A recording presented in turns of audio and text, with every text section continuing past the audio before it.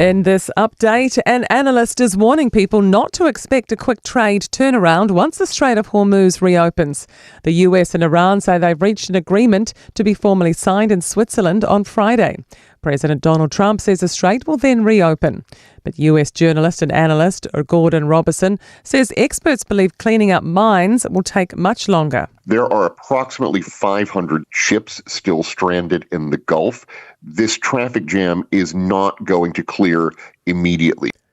Media Minister Paul Goldsmith says axing the Broadcasting Standards Authority will bring modest savings. The government last month announced it would scrap the BSA, leaving media to regulate itself.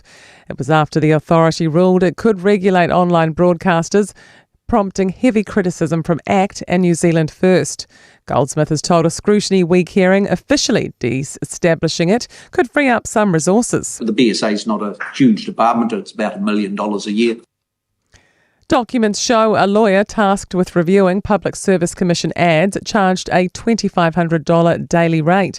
Azaria Howell has the story. A review's looked into the Commission's social media ads, warning union strike action last year could cause disruption. Legal advisor Jane Mears was on $2,500 for 8 hours worked, or $312.50 an hour, according to PSC documents. They also say the total cumulative maximum charges for the probe were $37,500. An opportunity for local artists to get on stage with Auckland's Q Theatre funding 9 new shows. Auckland Council and Creative New Zealand fund Q Season Support open for applications to cover the cost of venue hire, crew and marketing. Programming and productions head Phil Evans says he hopes it will be the start of many shows.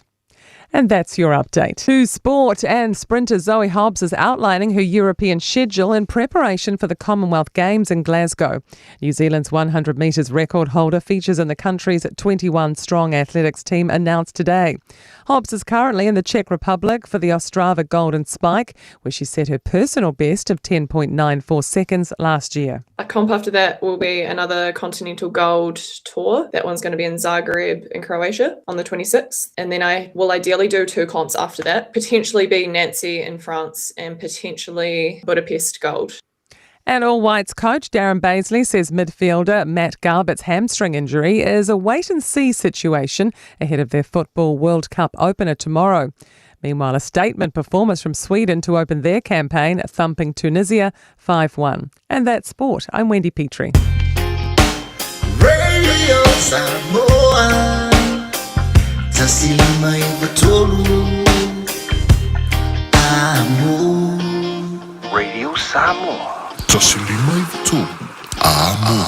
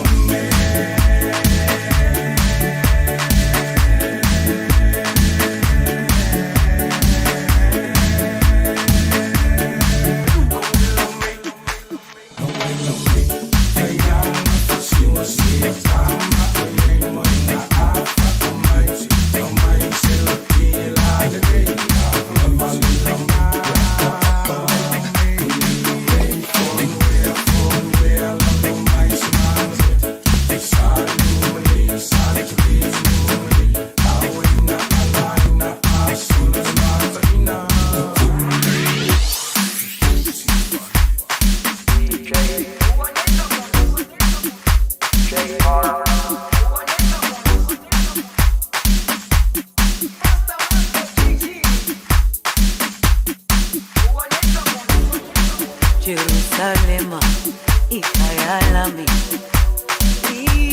ilondoloze uhambe nami zungangishilana Jerusalema ikhaya lami ilondoloze uhambe nami zungangishilana dawo yami ayikholana buso wami awukholana ilondoloze uhambe nami dawo yami ayikholana buso wami awukholana ilondoloze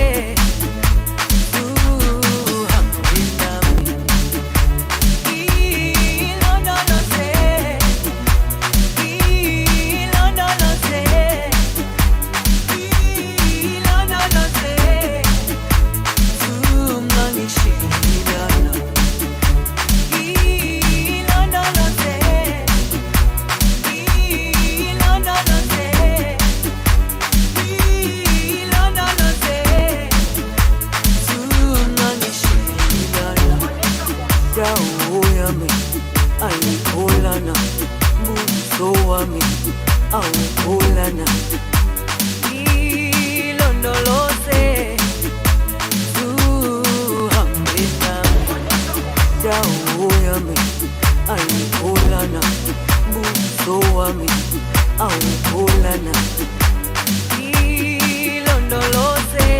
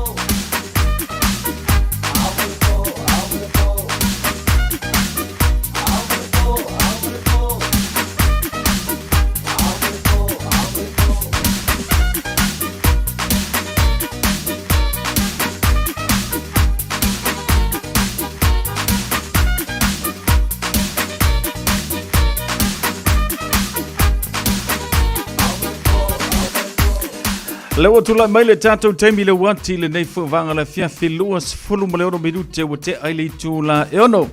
Ia ile tautua whaamau pēr mo oe le Radio Samoa se fururima iwa tonu amo. Ma le tātou porkalame whanga solo le nei fo ia fiafi lona aso ngā fua. Ile mai ai o whiau mga luenga le tātou tinu ua maise i lātou sāla usu le tai au pōna le ila. Ia whapena fo i lātou sā ngai atu le taimi o le wauli. Salu lo te mamau se taimi o na mahea fo i leo la o tau ngā ruenga. Ia, se i vanga na i mātou le ngā lua i le po. Ia, salo po se taimi o le aso a tai au le a manawai ngā ruenga. Pau o le meo le mālo le ngā lue. Mālo le wha mālo lo si wha ngā ruenga pi o na masani ei tātou. Fo i elvi inga man wha tai le tua. Ia, i lana tau singa le ngata fo i leo lana puipuinga ia te tātou. Ua mawhai ei o na tātou au lia mai. Le nei fo i aso i le fia ma le manuia. Ia, se aso i whapopolo tūso i fua le ngata whoro le mātou wala wapo klame whanga solo ma le tātou maftanga i le nei o langa le tu mau. Pamatafi atu le tautua ia le tau whasio manu Francis Sean e le ngata fo i lea ia sunga ia le ataua sa vea Al Hamilton le vea ma le tātou porklame ia o le whasoa le ngata fo i lea mta upu pe o na tala noai i le nei amatanga o le vaiaso ia mo le sila fio le tātou atinu. Ia, le nei wa sui alo na form whai na tātou mafuta le nei a fiafi se ia se teimi o le fiafi ana nei. Tātou wha ma vai ma tātou lulu lima ia a o maua pēr le fia ia te oe i le nei fo ia fiafi. Manatu sa manuia u whia mga ruenga le amatanga o le nei vaiaso mantu fo le aso ngā fua ia. Whai mai nisio i lātou o le aso i whaatutu ngata. Ioi, sao, aso whaatutu ngata ono le sa malo lo mai le aso to na I ma le aso sa ia nga I le lotu ia mafa fo I le vi inga I le tua mai se o le telo le tau mafa ia pe ona ia tanto le aso sa le fainga to na I o lo lai le aso nga fo we la ngona fo le pe we kau le la va ke us ia fa mai alo ma fo fa we te tau ona e alu te fainga ruenga ia ono lo lo fo se to lua ma se fa nau ia meisio mea tutongi tutono le nei atunu. Pa moela sa manuia lo fianga I mga ruenga o le nei aso. Meise ia na ia tātou whanau ia o onga o le amatanga o le nei aso. Ia ma le nei vai aso. Whatarofa na ia tātou o mapaanga I lunga o le tātou Facebook page le ngata fo I le tātou YouTube channel. Mafuta mai ai ia Amelia Mikaele. So I fu manuia Amelia. Whatail whatasi mai I le nei a fiafi le ngata fo I lea ana whatamali so I fu manuia ana malole so I fu manuia I le nei fuvanga le afiafi Raito Sifa fatalo fatu mai lungo le tanto YouTube channel ia le ngata fo le chota silata I lungo le tanto YouTube channel fatalo fatu le au pepe tinonga Yohane so I fu manuia le au pepe fa tele fata si mai le nei afiafi vauliko yese tu solo ia malole fata si mai le nei afiafi ia ma le tanto por kalame fatalo fatu fo ia mema fono ia tau talangia so I fu manuia mema fa tel fa tasi mai fa mo sa manuia fa am ngalwenga ia o le nei fo ia so nga fu ia la tau matanto por klame pe ona masane o ena te lunga la wala ia fa le mulo sa le nia fiafi la tanto wa tale tanto pese le fo mai tanto wa sia por ase tulango I lunga le tanto traffic ma lunga le tanto wala ia mo le fe malanga ina le tanto tinu le amatanga o le nei fo vanga le fiafi. So ya au nese Corinne talo for brother long time alo fatu mo olua man fanau fa tel fata simai Teresa le mafuta mai le nei fu vanga la fiafi il tanto por clame manol soy fumuia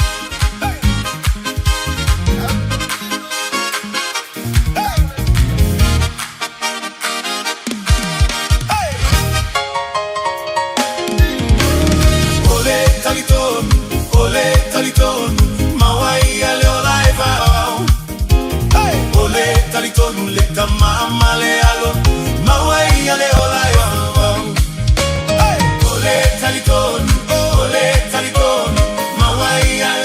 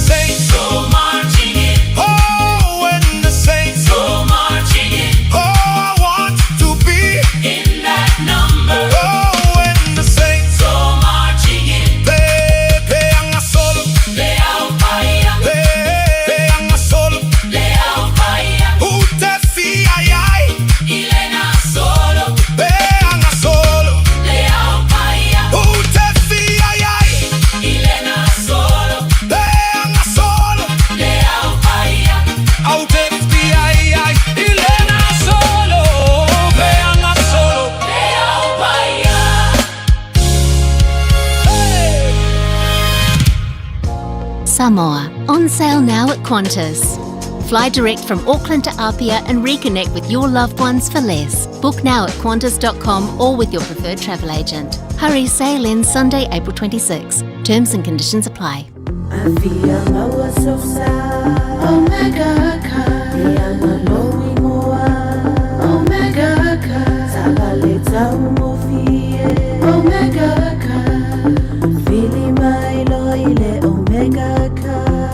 Omega Cars, lua selau Capitis Drive i Manukau. Pole telefoni o iwa lua fitu 5 tasi lua. Susu mai Manukau ne Omega Cars. Umalole keisile Omega Cars.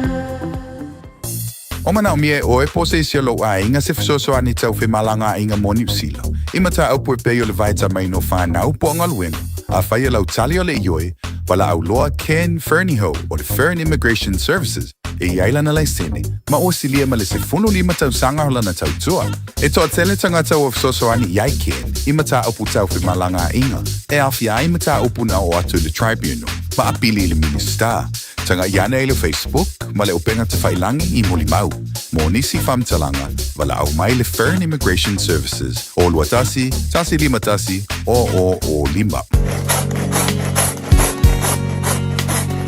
Leo tula mele tatu temile wanti le nei fwanga la fianfi luas fultolu minuta le tutoa na talo leo le tu la fitu male tautua ale radio Samoa sa frulima iwa tolu amo ya male tanto por kalame pe ona yele ni fianfi lona ansonga fua te se male tanto por kalame leo waita watu ya le wa palasi mai ta ule report le tanto traffic ya po lunga la wala ma foi fe malanga ina le tanto tidu mana va fe amngelwenga ola nei ya fianfi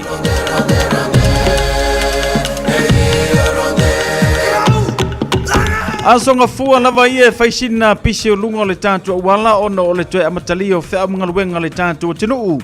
Lono winga a whaafonga mai le neia fiafi so se awala lo whapenau na e uia mai ta watu faisi poloka pe o ne iei ia le tantu State Highway tasi.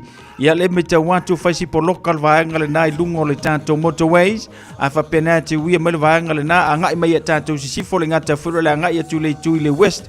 Ya fai le mula usa matua I poloka lava le nei fui vanga le fiafi. South and motorway le fo vai atu le tulanga fo le napi o le yele tanto traffic mo le fa fonga vai le tanto o tinu. Fa ai loa ya to e tulanga pe o le yele tanto traffic le nei vanga fiafi.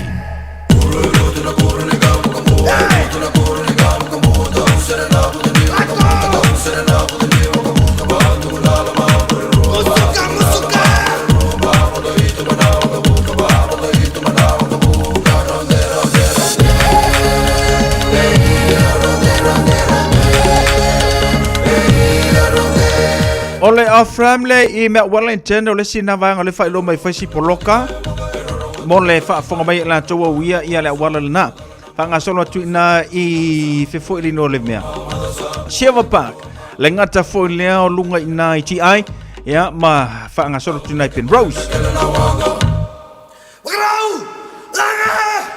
Ola si vanga le fai lo mai tau ia pe fa penete anga ia tu le fai tu le na I le west ia ole si tulanga na pe ona poloka I le awala nei vanga na fiafi Afram nga te A49 tata 2 south ia le ngata fo le oro wanga e tu na peninsula ia o poloka fo le vanga na pe ona fai lo mai Oni si o tanto mangala le fai lo mai lo fai ai ngā ruenga pe ona ia le nei vanga na fiafi ia pe a fa pe ona te tau atu I ngā ruenga la wana lo fai ia alo mamau le ngata fo le lo usanga le mu ma fa le mu lo ta vane pe o atu ia tatu ngorenga lo fa tino I lungo le awala anga mele maleva lele poloka fe lo vanga na se vanga ilo af mai amato ni manukau fo si poloka ya le ngata fo le anga ia tu man ro fa sono tu tanka nini ma pa kuro nisi no vanga ia pe ona fa ilo mai ta le fo vanga la fiafi fa si poloka le tanto wala ile nei fo ia fiafi le manava o ngorenga le tanto tino Ai etele iulu antu tutono le tātou tano afantu ina I Mayoro.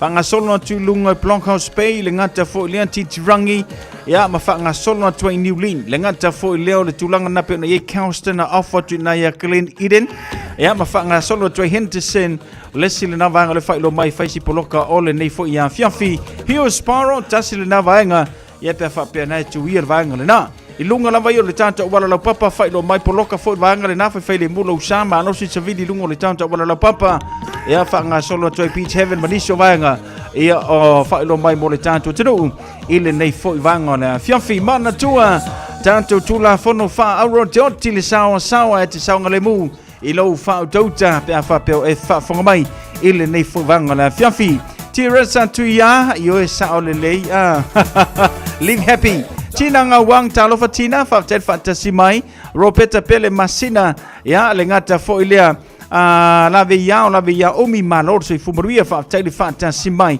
ia male tanto por kalame i le nei fo i a fiafi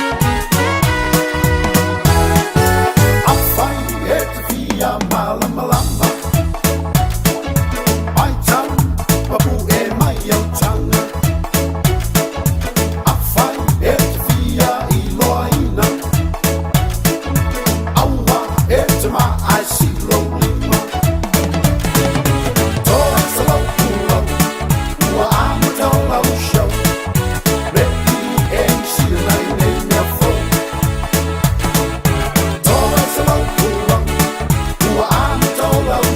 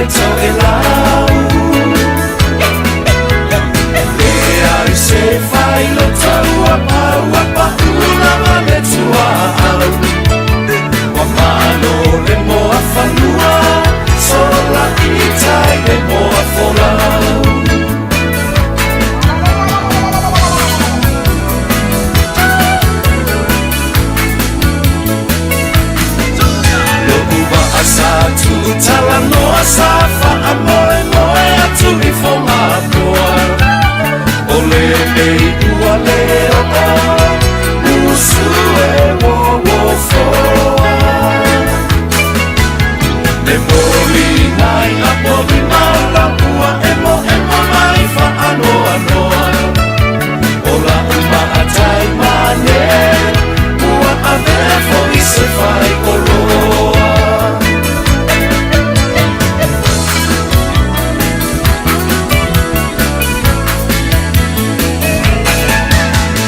Le matangi e uangi ua lola ua apea ua le sami Ua pa ule fetu le la satu i le mai lua mai o matangi Ai fo i le la ua tu i le au le sami ma e la O la u pele la u ma amora Fo la ua tu i le taita fola E si a uluku e si i le la lelei E se fo i ana tifi ma i o na ponei Te ve fa ae ina oe Ua lairo fa a bene Ele rosa a fai dea mosei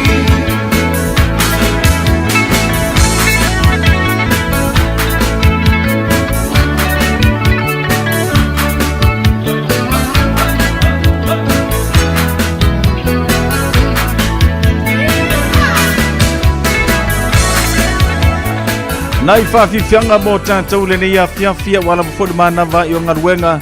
Le ngā te wholo niso i lātou whapena ona whiangai ma ngaruenga o le whiawhi po ngaruenga o le pō. Ia, whatalo whamo i lātou o lo whiangai marakuka o le nei a whiawhi manatu nai tele ia.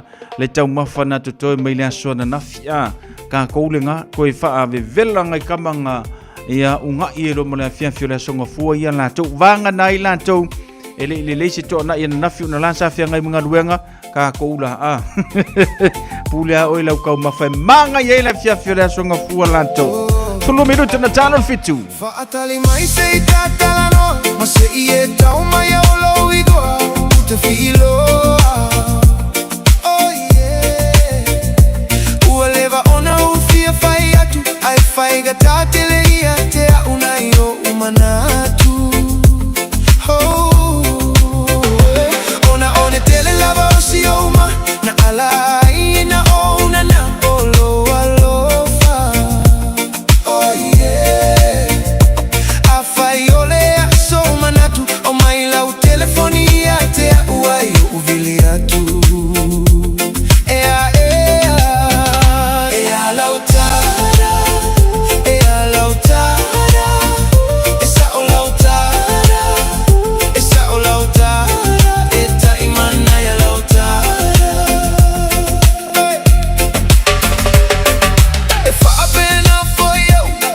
Ona ofia tala noa atu ai pai te a amu Oh yeah Ai tati a mai na yo Umanatu se I kau sue sue atu so ava noa ai to e kau atu Oh yeah E ua o ile lagi lo oli oli Masalo o ila va usi o tofi O lau tala moni Oh yeah Ole a ole masalo salo Atonu e te tali mai o manau Ile nei vai aso Ea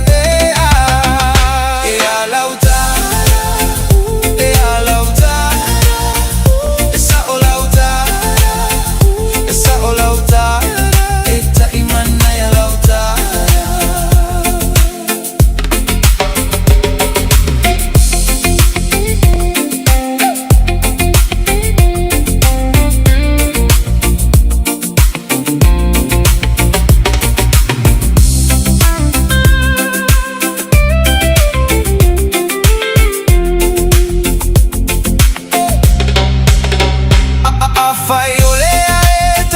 Teleto laula peto inupia ole ata atia Oh yeah Aya fai foi ole asotala Ayo yatu ile mala malama masa upua Oh yeah Oh you aukia ke lei fai lava o se mia fa pe taluona ola oh yeah ai ko suilo o ma fofoga ai fa o ma ai lo ma le kisi ai ka so sola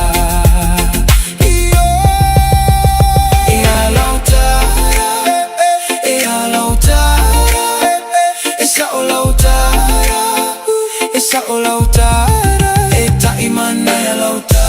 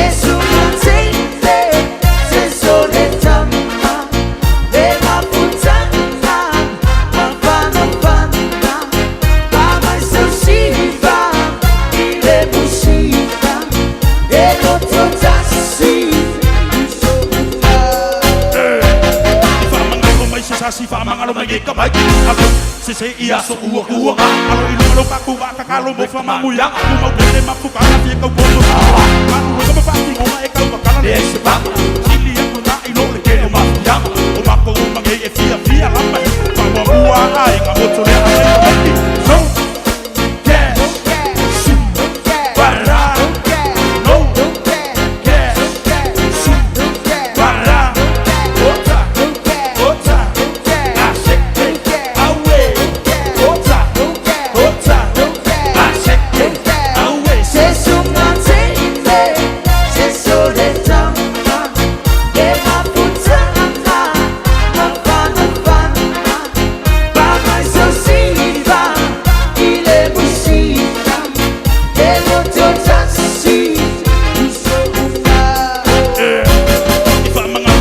si fa mangalo mangi ka mali ki alo mangi se ya so ua ku nga alo i lo ka ku ka ka lo mo fa mangu ya nga ku no tele ma ku ka ti ka ko mo sa mo ma ku fa ti nga e ka ka na le se pa si li ya pro nga i lo le ke ma ya o ma ku mangi e fia la ma ma mo bua ai mo tu le a me ka pa ti Pacific la wela Pacific la you wela ota ashente awe ota ashente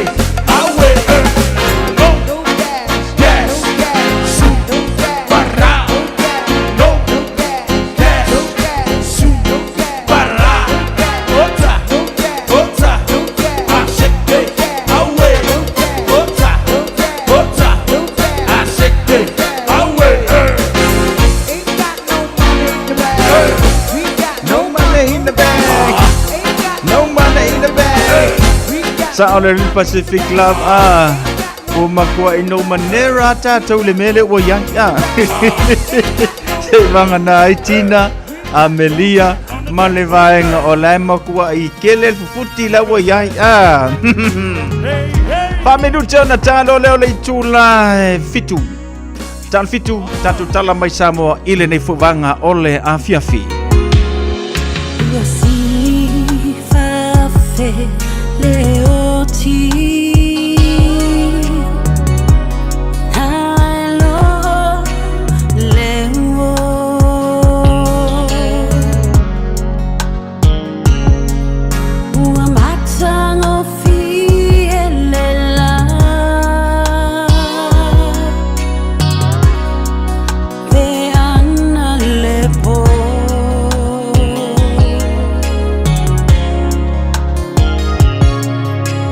Fire.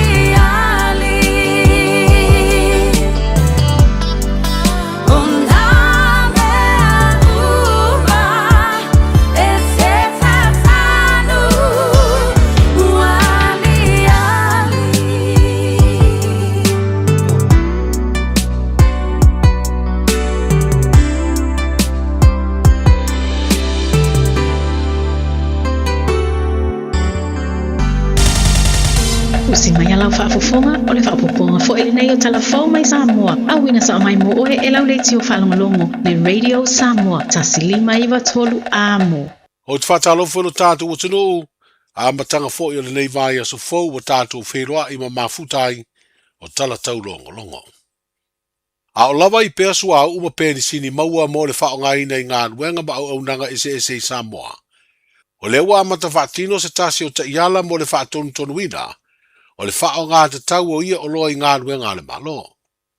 O le astona ina te nei na amata whaama maruai, le utu umo ta vale le pamu o le malo o lo i siusenga, o se ta iala le au fiai ma ta vale a whaalap tonga tūma o ti uma le malo, le o lo utu le te minei pamu o lo whaangai o ia whaapisinisi. Ua whailoi le ofisa sini o le mtanga ruenga o tupe, i le fono le vai aso uma vai al komiti whau fautua, o whaalwelewe whaafu se i matu ia le malo ma le vasenga o tusitala. O le masino fobo i ulai, e whato a utu ai ta vale a whaalap tonga tūma oti, i le pamu o le malo, o na i ei vaenga o lo tapena mua. O le tasi o ai inga tau o lea ta iala mai le komiti ngā rurua e le malo, i le mtanga ruenga o tupe o lo vaia ta vale uma le malo. O le ata pula ale au whainga e 5 ta vale le mtanga ruenga, ma se whaalap tonga e whao ngā. Ai le pito la au le mtanga ruenga o leo whale pui pui ma le toe fuata ina, o le a whaia siaki ala i poloka masani a wala, e ilo ai ta vale le malo lo usita ia, le tau ave o le pepa whaatanga e whao ngā i se ta vale, i le whaai unga o le vaiaso whaapea le mai o i tū la whai ngā ruenga, mai le aso ngafua i le aso whareile. O le aso whao le masina fowo i ulai, ua wha moe taunu wai le isi waa, e au maia o loa tau suau uma pensini mo Samoa. O le tasi tesi ma le 5 piliona o tupe ua wha te tauina, e wha alue le malo mo le isi se fulua masina e peo na te oto, i le tala wha te tau au tua o le tupe le a mata soala o pule le pāle mene, i le nei vā yaso. Wa au fiai ma le vai ngā tupe fast food tasi tesi ma le 5 miliona, o se no ngā tupe, e fesoa soani le wha tupe ina o lea fuanga. O le whātau sanga ua tuanai o le urua i whai ngā malo, a le whātua tua i le atua Samoa o tasi, e leito e whai ai se no ngā tupe, e fesoa soani i ana tala o le tupe, ai sa ave le wha mua e le tutongina o aita la fui fafo. Pe tai o lewa wha aidoa le tamaita i minsta o tupe le tala wha tau o le tupe fou, mo le leire tūlanga o Samoa e le tutongina o ia aita lafu, le o mai le te minei o lo paleni le ono se lau iwa sfuru iwa, tesi ma le 5 miliona tā la, le tu au fa inga o ia ai tā lafu talu mai le wha ai unga, o le masina o mati o le tausanga nei. I le fast food tasi miliona 5 se lau wafe wa whaalia le minsta o tupe, le fio ngā muripola ana rosa ale morio o ilana saunanga wha minsta o le tupe, o se no ngā tupe, e mā le tului po se soft term loan, o whaalia fo i le minsta, o le mausali o le whaangaio e ina o tūlanga tau tupe, alo tātou o tunu i tausanga o tuanai, wa whaiti ai ma le tūlanga lamatia, o le ngawhatia e Samoa o na tatongi ana no ngā tupe, mai le tūlanga lamatia mawalunga po le high risk, i le tūlanga lamatia whiololo wa iei nei, le moderate risk. Wa whailo fo i le minsta o tupe, wa suia le whaamatu ina mai o mea lofa tau tupe po grants, mai le whale tupe le rorangi whaapele whale tupe o atina o Asia, i le au mai na le 5% o ia mea lofa tupe, ai o le isi 5%, e mawhai e le malo Samoa o na whaiaini ai tā lafu, po o nono ngā tupe. O le sorua le vai aso nei o le au sui ai le whontanga le pāle mene, e amata soa lau pule ai le tala whaatatau au tūwhau o le tupe, au lumana iai vā yaso o tutoe, o le masina le nei o iuni e mai ai le tala whaatatau o le tupe, o le tausanga wha le tupe 2.5 i le 2.1. Au sauni sui usu fono ma malu o le fono a ofa i tū la fono, o le paia inga sa furu valu o le pāle mene, e sa saa wha aoti le utu o le whai mea i whelafo inga o fina ngalo, a nga i le tala whaatatau au tūwhau o le tupe. O le asfareide na te nei na tau alunga i le fono wha vae, a le tū malo ngā ngai fo maunga tolu, le wha lawi loa ina o le ta iala o le numana i manuia o Samoa, e peo na avea ma ta iala e 5 ta inai, fuafuanga o ngā ruenga o le atina e o le atunuu, mo le isi 5 tausanga o momo nei. O se ta iala o lo whaavai ai fuafuanga o le tala o le tupe, le ua ta oto nei lumo le laulau a fono o le pāle mene, O lo au tū le ati na ina, o le soifuanga lau tele, ta mau a inga ngā whatau li maina, wha tua ina o pūlenga le lei, wha mamaluina o tū la whano, ma le saunga le mū, si o manga malu pui pui mai a fianga o le tau, ma le ta iala lo na lima o le lei wha tu langa leo ngā luenga te tele, ma ngā whatau li maina o ati na e te tele umana malo. O le tau walunga o le wha lawi loa na sauno ai le taitai o le malo le fionga i le pāle mia, o le sui fai pule fo i o nganga i fo maunga tolu, le sunga la audi e le mani e toa leo watea po lata i vau fosi. O le manuia, ma le tamau a inga, o oe malou a inga, malou tu malo, malou nuu, malou e kalesia, o le nai o tō wao. Le wa fai le tiute le tātou malo, whaasafua le tai 2 miliona, i le tausanga, mo nuu mafioanga uma e 5 sutasi.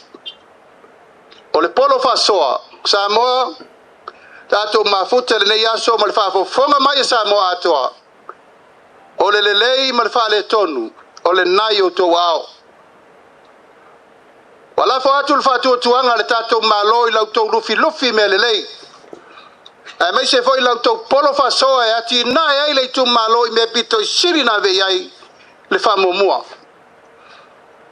O mawai e aso, a tātou wau ai maa, mo tātou whapeane, amuia le tu malo, amuia latou, amuia ai, amuia ifo. E leo toi ai se alofanga e tasi.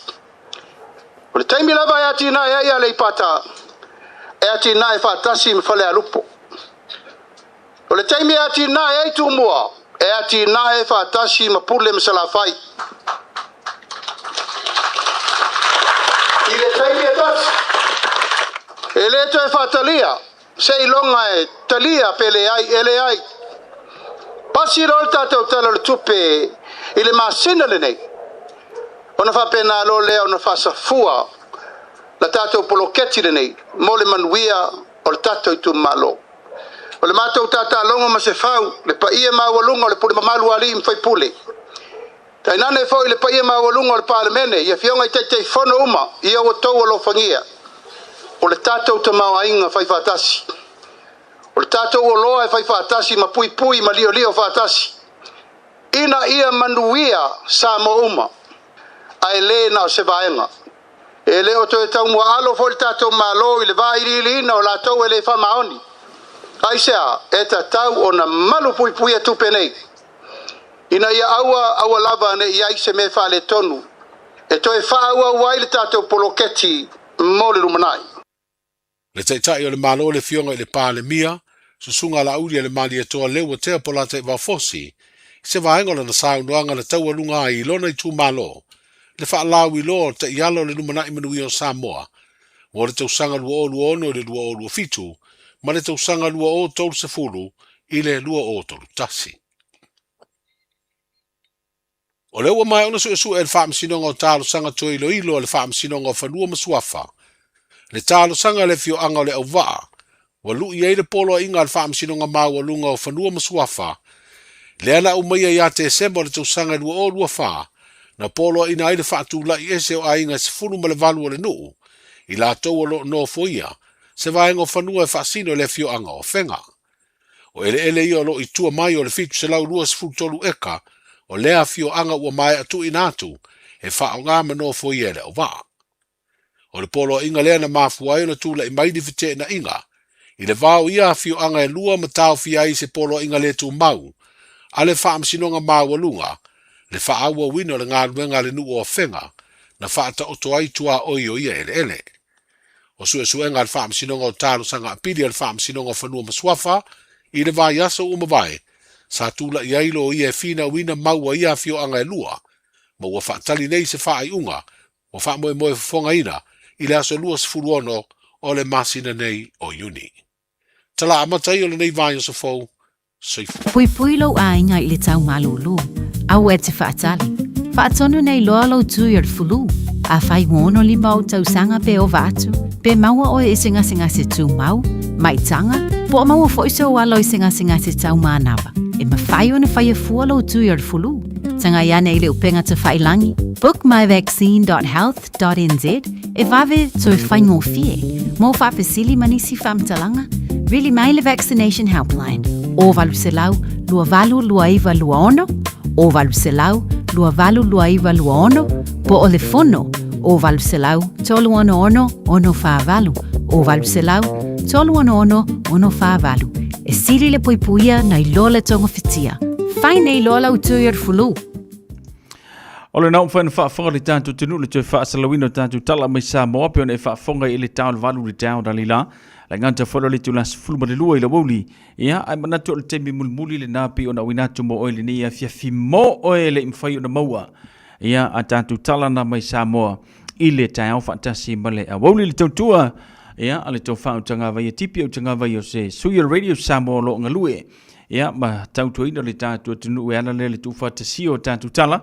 Mea lo tutupu i lo whanua le tātua tino mai lawa le asonga fua se ia pa ia lo naso whareile longo puia li ia lo tomo malu ia mo le sila fio vanga lo tupu i le tātua tino ule neva i temi. Tal valu le aso atai au pia tātua waulia i lo malmalo si mai le tua o le amawhaina te mawa session whapaponga o tātua tala mai Samoa. Se malu tanto proklame ia o se vainga le tanto talo le tau le ngata folo le ngata falo le tanto tinu ia pe ona report mai lo ofisa vai tau kilani fanga solo ia ia fufuanga o le nei fuanga o le fiafi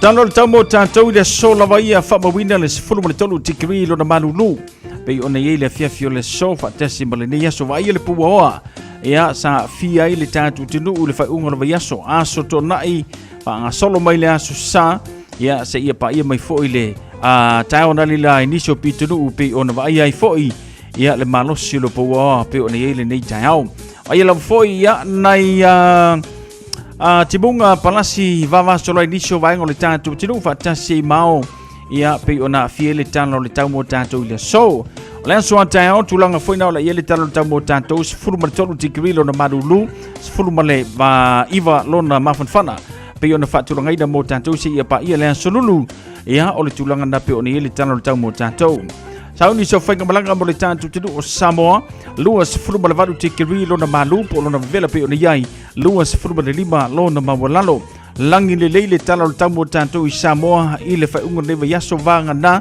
ia nai tō whatu tau pe ona awhia iniso vanga whaatasi manei timunga laiti ia na te uru vavaso loi le tātou tinu whaunga lewa yaso o le sola vai ia whailo mai luas furuma le valu te kiri lona mawhanwhana pe ona iai le tano le tau mo tātou i Samoa.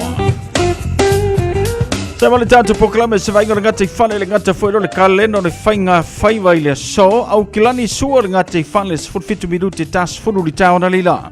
Mau mali atu le poa nani le 3 minute te fulu ngata i whale o ne hanga lua se fulu male tasi minute tali tu le tasi le waulia na lila na sua male ngata i whale ono minute te ali tu le tasi le vavewa na nei o le atu e mau mali atu le ngata i whale mo o ne hanga. Manto nei manu kau he ta valu minute te asfurma le lua i le waulia na lila sua le ngata i whale mau mali atu lua sfuma le 3 minute te asfurma le lua i le poa na nei.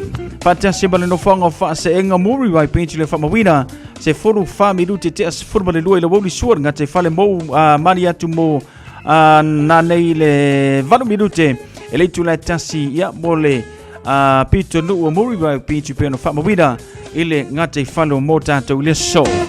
Kaleno whainga whaiva langi leile so whiololo tai au whiololo la solulu langi le leile aso tofi se ia pa ia la solua o le vai aso a sau. Tala nao le tau maranga te whalo le tātou atinu kaleno whainga whaiva ripoti mara fisa vai tau yokilani. Radio Samoa. Taslima iwatolu amo.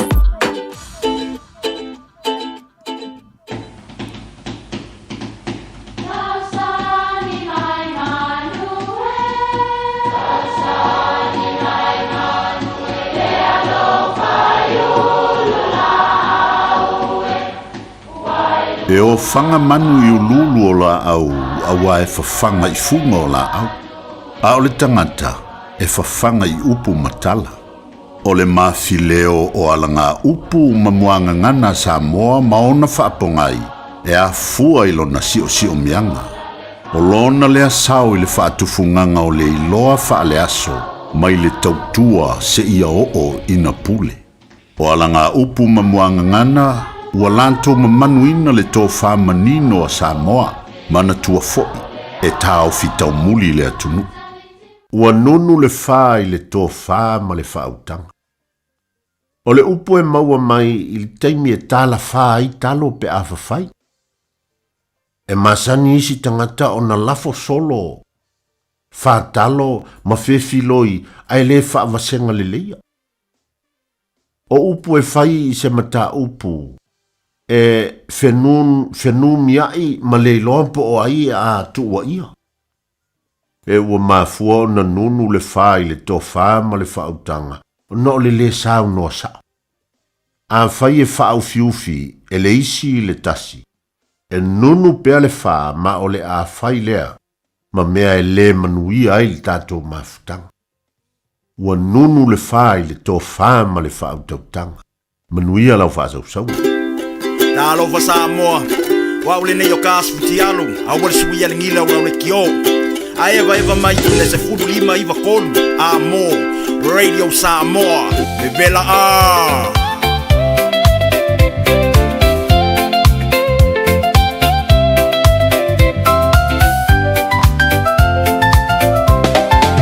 Sau ia e show I le siva gogo O le mau I lava lena o le au talavo Fai mai lava lato e mana o I le show Sau loa la ia Le matu ai so Siva mai siva I le manaia Alo ia o fai va o mali e mai le musica Si o tino e va vai E se le mata ina I au tango no mea Ua leo le lea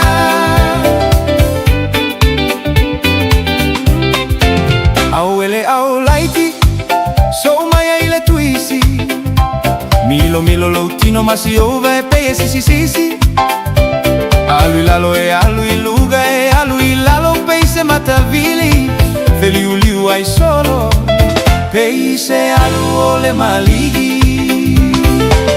Siva mai siva I le manaia Alo ia o fai va o mali e mai le musica Si o tino e va vai e se le mata ina I au tana no mea Ua leo le lea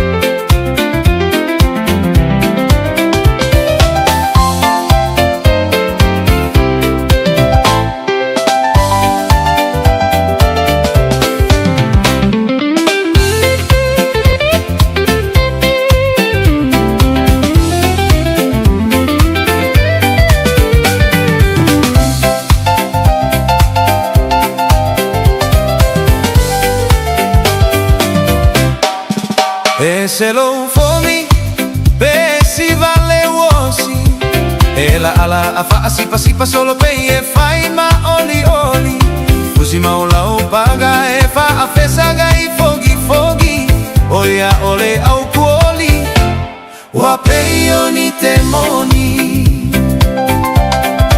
Se mai loa I lau si va Samoa Oli fa atau salamaya mai sau noa I lau taga no me alo sei fai malawi toa Lau mata ata ua toa Siva mai siva I le manaia Alo ia o fai va o mali e mai le musica Si o tino e va vai e se le mata ina I o tango no mea ua le ole lea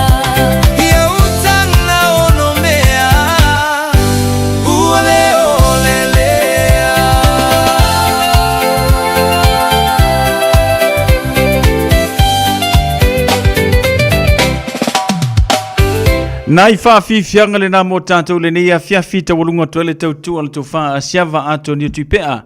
Ia male tātou porkalame le nao le mau wha Samoa moni. Ia pe ona iela na tautua mai la wila so ngā fua si ia pa ilo na so wharai le iwia ngā whaima. Maua se uso I ngase o le tino. Ia ai olo maua pealo na malosi e wha au le tautua e ala le tātou porkalame le nā o le mau wha Samoa moni. Seisio no wha poponga I le asoa tai au.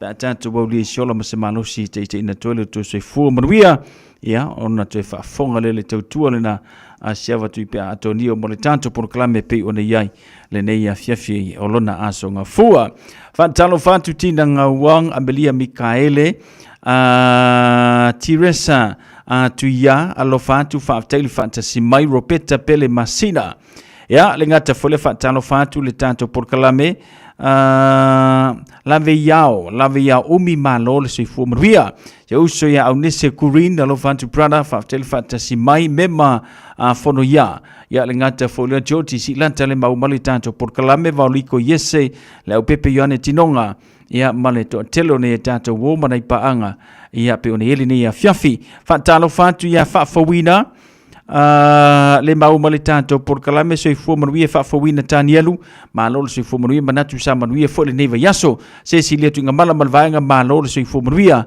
ya mali tanto ainga le ne ya fiafi Selina Siosi malol so fu manuia ya fa mo fo isa manuia fe amngaruenga ya pe ona fiangai matato ile nei fo ya matanga ole vayaso Louis for 12 minute o te ali tula fitu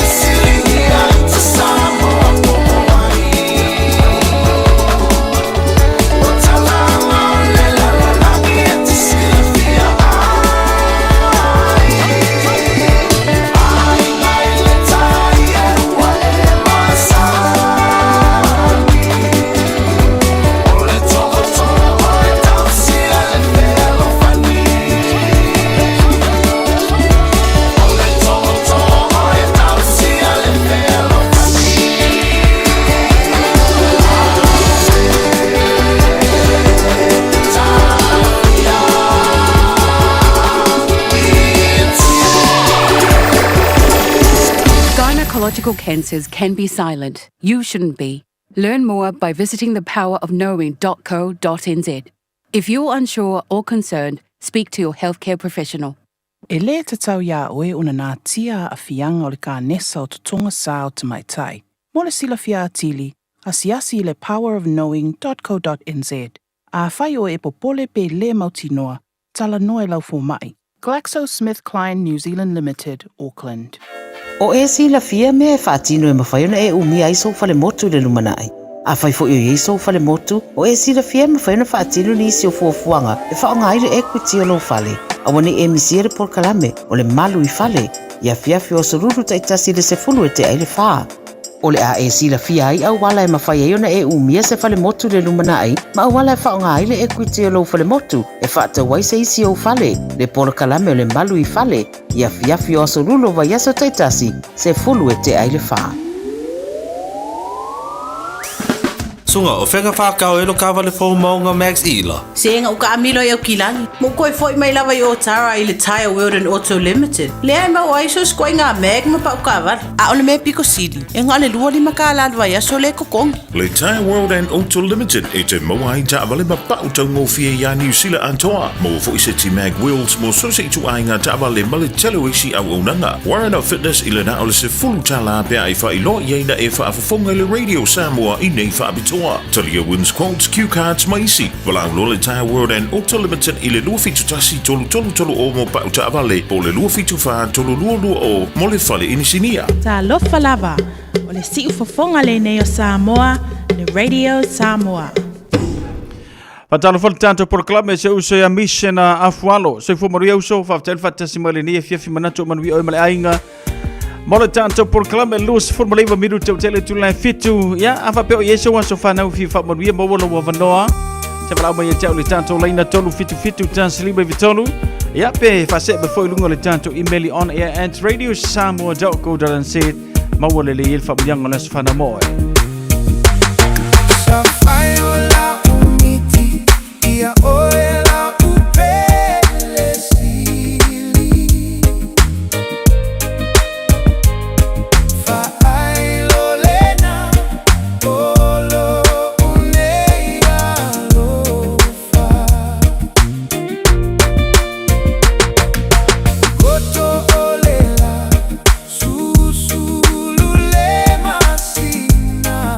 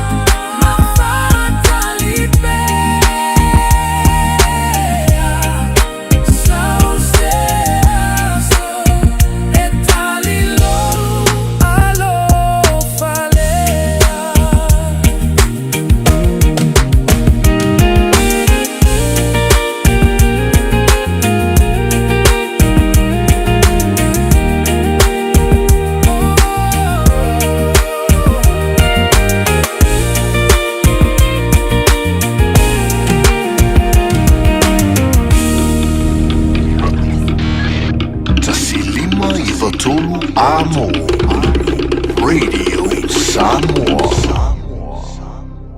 This is a huge reminder.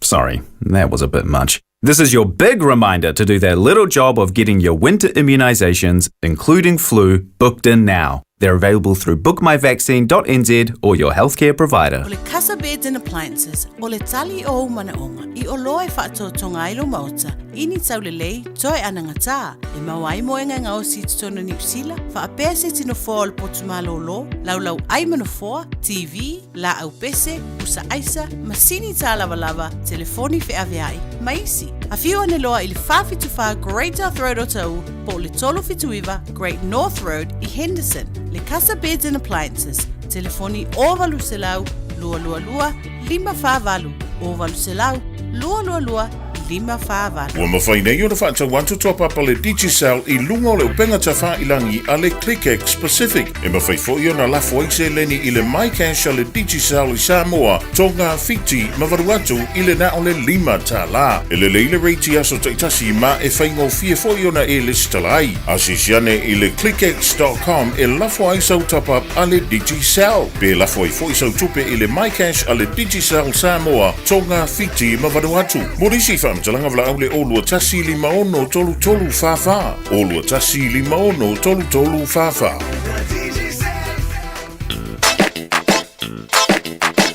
Eva mai pea I the radio kasi 5 I vakolu amo.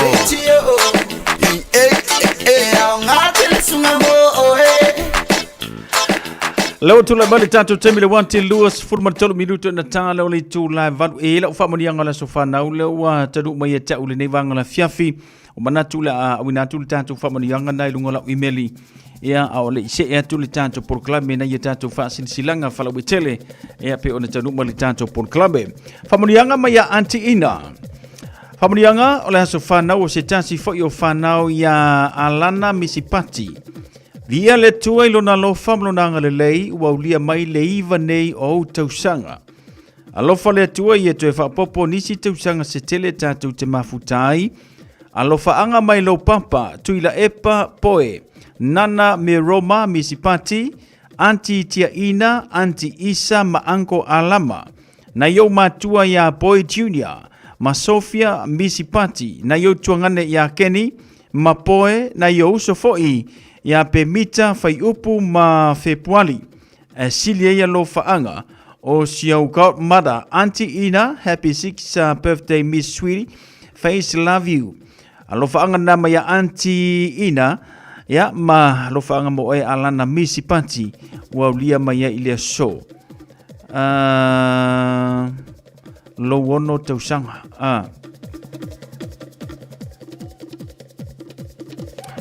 Ya, ole tulanga na pe ona yai ia le tanto famurianga ia pe ona awina mai le nefu vanga le fiafi maruia telelo waso fana mo lo waso soifua ia pe ona awina mai le tanto imeli ya ona o se atoi lo le mona ia tanto fa silanga fala witele a ole itaina le valu manatu tal valu ona fantasi mai le sunga fa fengainga pasta poni fono timo le tanto por clame ia ole tutu le upenga ile lonoto pe one ile tautua ile a fiafio sungafua o vaiaso teitasi. Ole tantu fasil silanga le nei awane ingalo saulominga. Ole tusi ole songa faatasi ei male lolominga. Ole vau filifili e mawai fa upenga o Samoa e sisifo. Tutuila mamanua o nisio tala tu o Samoa. Wala ngā upu ole matafa yoi ale matai le whainga o le wha lave. E pei o le whaapoiponga, ma liu le usu singo a inga, fe sila whainga o polo, si I whaaloano whaalanginga o le kalesia, ma le tele o le ngangana whaalolonga, e fitu se furu tā lalo na tau. Na le ofisa lava le Radio Samoa I le tolu pa tolu ona Hopewell Avenue Manukau, e te mawai. Mo nisi whaamatalanga wala au le lua no lua ta silima I vatolu, lua no lua ta silima I vatolu pe tangai ane, I le shop at radiosamoa.co.nz te whaima yeso oka, o a tātou tusi na ile nei fuwanga ole a fiafi. Malai malu whale a lili, ta oto ia whaangalu e le whati o pa ia sausaunga tā Samoa. Ua ta oto a o sealo o, a e whaasino tonu le nei whaasalaunga, I alo matama whanau o malai malu whale a lili, o lala mapapa a au I au kilani, O le a whaia se tātou whilo inga i le aso toa na i se furuma le tolu a uni, i le itu la tasi, whaia le tua tusi po le address fast furuma le tasi Kerry Q Drive, Flatbush, Ormiston, Manukau. A whiwhio mai tātou swala o pule whaatasi lo tātou whaamoemoe, mo le tausanga fau. Whisota mai le numero le olua lua, wha fitu iwa ono lua lima fitu, olua lua, wha fitu iwa, ono lua lima fitu, wha fitai o le tete ifono, ma le lau o loo sainia, le tātou wha sila silanga lena. Ainga seu manu i le awa ma le wha alo, ua la ngā i se manatu o le nei ainga, o nofo ma matai, ainga sa seu manu na taupule ina, e whatanu ina i le masino yulai, lua ono, ua whailo atu ua tolo ina le nei wha moe mo le masino te sema, aso se furuma le iwa, lua ono. Tātou ainga uma ono alala i New Zealand, Samoa, au se talia manisi antunu ua le o le tātou nofo, ma sao whai pei ona tala no ina, mo yulai, ai ua toloa ina, mo le masina e pei ona tā ua i te sema, mo o lo tau si la fia.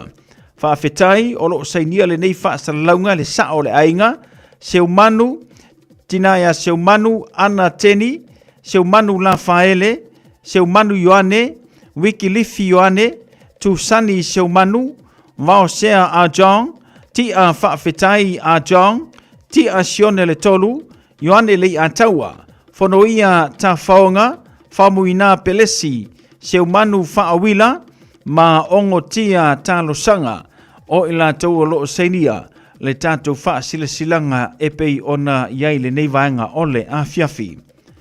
O le mamalu o mātua le unite ma sina vaaya Certain Park School, o le ata o toi au pa ia ma mamalu Samoa ono au pa ia o au mona tofi, a e wha sila atu le awa tele ma le wha aloalo e te tawai.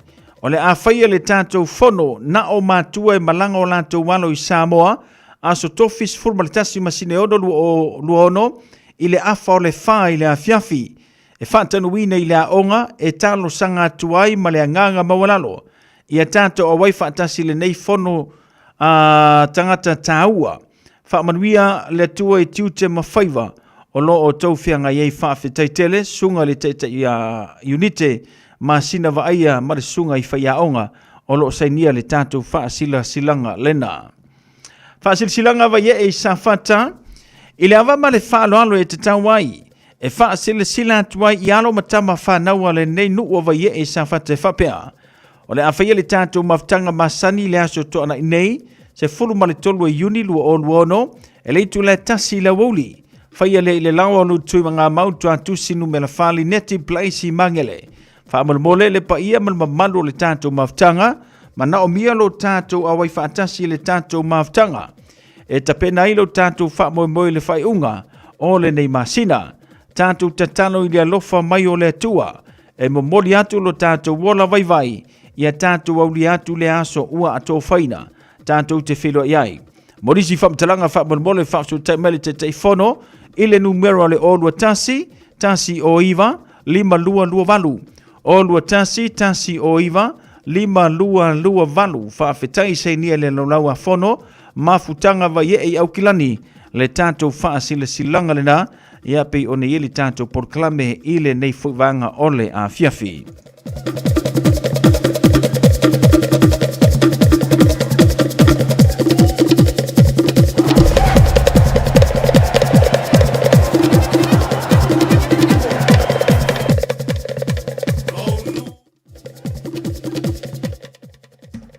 Le motula male tātou te mila wati le nei fuivanga le fiafi ia male tautua le Radio Samoa se furulima iwa tolu amo, o nei tātou whaasil silanga umana le utanu me tau, ia male tautua le Radio Samoa se furulima iwa tolu amo, ni te ua yei nisi vaenga o whaasil silanga, ia po o se whaasil silanga le o fioanga po o le maftanga ainga, ia ana umai o misi atu, ia mawhaiona whaafso tai le tātou ofisa i le lua no lua, tasi lima iwa tolu, lua no lua, tasi lima iwa tolu, ia e whapena ona maua le iei ia loua whamalana maanga vaanga le nā, male whaafonga mai le tātou atinu. Whantalo whātu ia whafua tā fusi malo le sui fumaruia whafua whaaftaili whaatasi mai, i le tātou porkalame le ngata fo le tautua le Radio Samoa se fulurima iwa tolu amo ia ma le tātou tautua pe ona iai le nei fo vanga o le a fiafi ina ua te se fuluma le whamirute ona tāne o le tulevalu.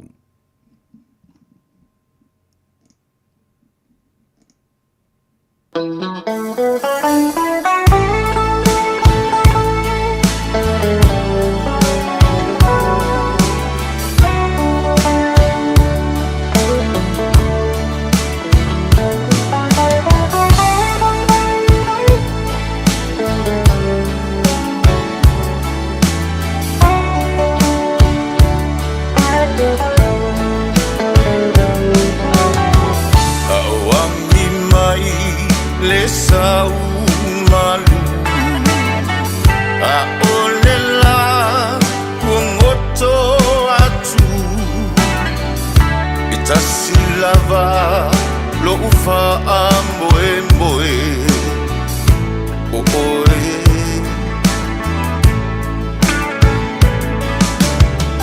le lalo langi o mo o nga e wana o e yo uma fau nga au lava lo pa amboe moe o e e mo o mia oe o lo taia o manino e mo o mia oe e a vai lo utino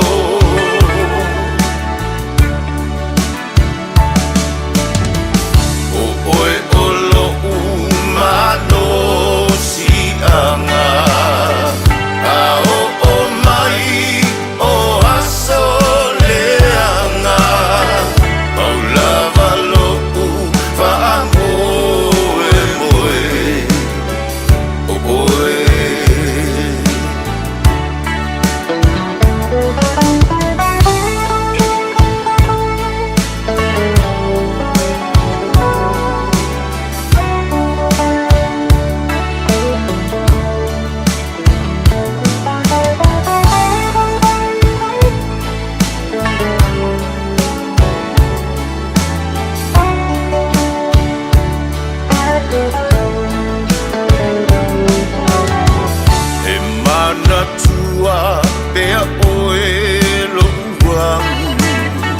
le mafutanga e whaavavau o folinga e la lelei tumau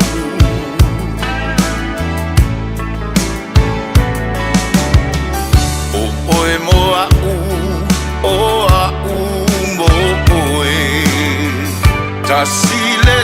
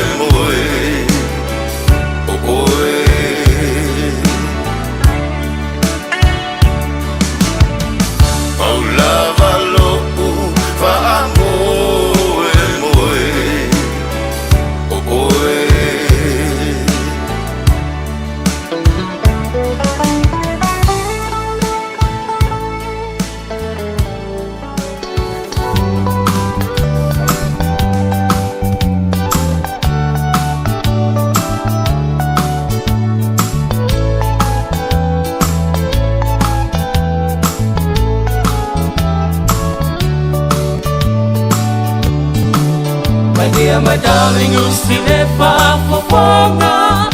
I say your tala noa io momo onga. Eletio a tala Solomona. E peore otio le malosio le alofa. Ia ave laua fionga. Ma baila awanga ilo une yola. Ua avea lava oe. Tumu lo fa moe moe. Le forma io le tamanu salu pepe. La foia I fogava a tele. Kalue oe mole malo meleke. Ai o fasanga le fe au lau tele. O le tula fono aleke o meteri. To esele tutusa ele tutusa. Afaye to ese atu fai ma ele tutusa. Esili la ona fa uma. O ata upu e ole amasua. Ai o te fa atali pea I se fua. O te popole pea o mana tua. Leina na sunga seisi atu pua. Baby oe ole ula e se tua. E tale tupa e fai olona lua. Awe I tae manua mao.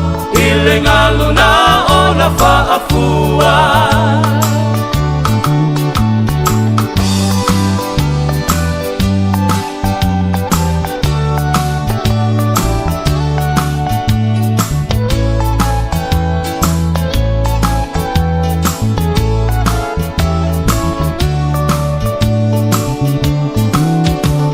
Malanga na luto atasi. Na lutia ipe au ole sami. Toe taiane ipe au wala. Mai wa musule te ine tau sala. Fa amoe moe ngā wale awala. Elele se a elamale tio tala. Ele fai so uloto. Ai tulo fina ngalo. Wamali e lau fa alo alo. O ita o siunga pepe. E lolo lava I le angi a le matangi. Ai o te pese pea ma ofa ai loa. Le o se tupu ko se li I mauoa. E le o ita foia se tangata poto. Po se aloa ni Samoa. A o ita nei lava. O si tangata noa. Wa uma fo I ona e loa. Fio taloto wa malie. Toi fua teine o meleke. Ole a fo isi ali ini usila. E mama ole fasalele. Ua malie la fa alo alo. Ole a fo isi ali ia o a o.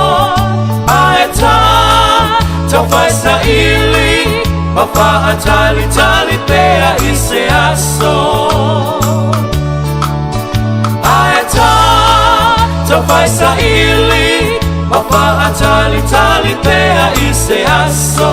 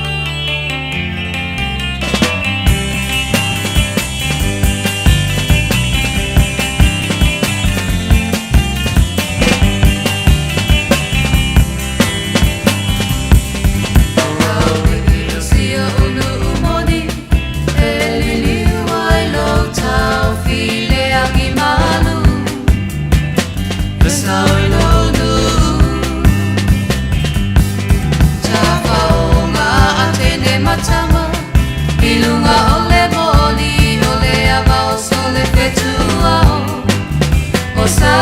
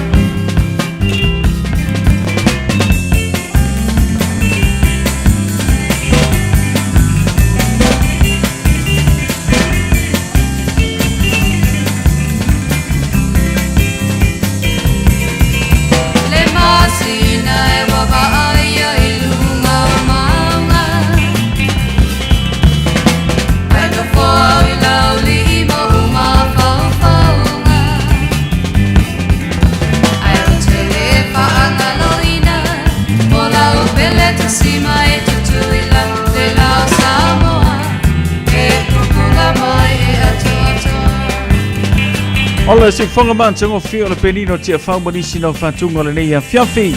Fatalo fatu foi luso Jacopo Eti e le fo mafuta mai mo le matino le tanto por kalame lo fatu Jacopo fo fota fusi malo fa tele fata si mai le nei fiafi. Ina wata sil minute le wote aili tu le valu wa fata si me foi la na ona pasta poni fo le team le tanto por kalame ia ole tutu le upenga ile lolo tu si mai el fa fo.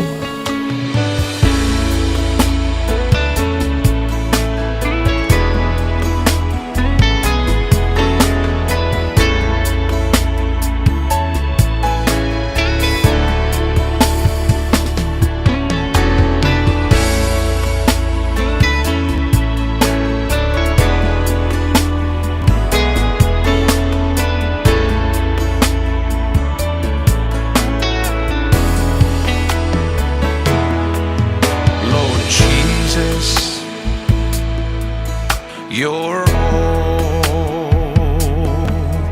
that I need.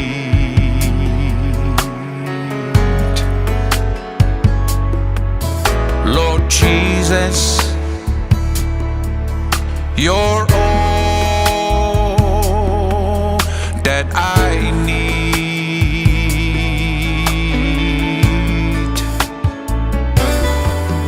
Lord Jesus, I am nothing without you in me. Lord Jesus, you're all I need.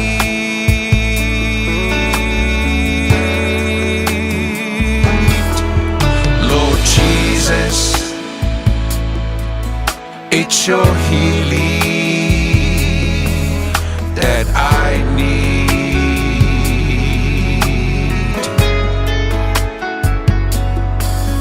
Lord Jesus, it's your healing that I need.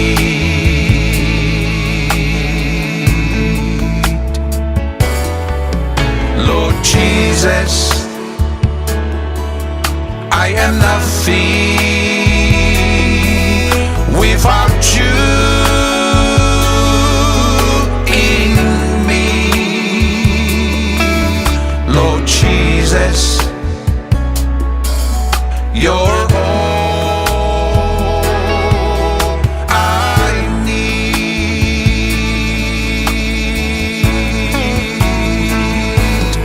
Only Jesus, you can see me and know what I'm going through.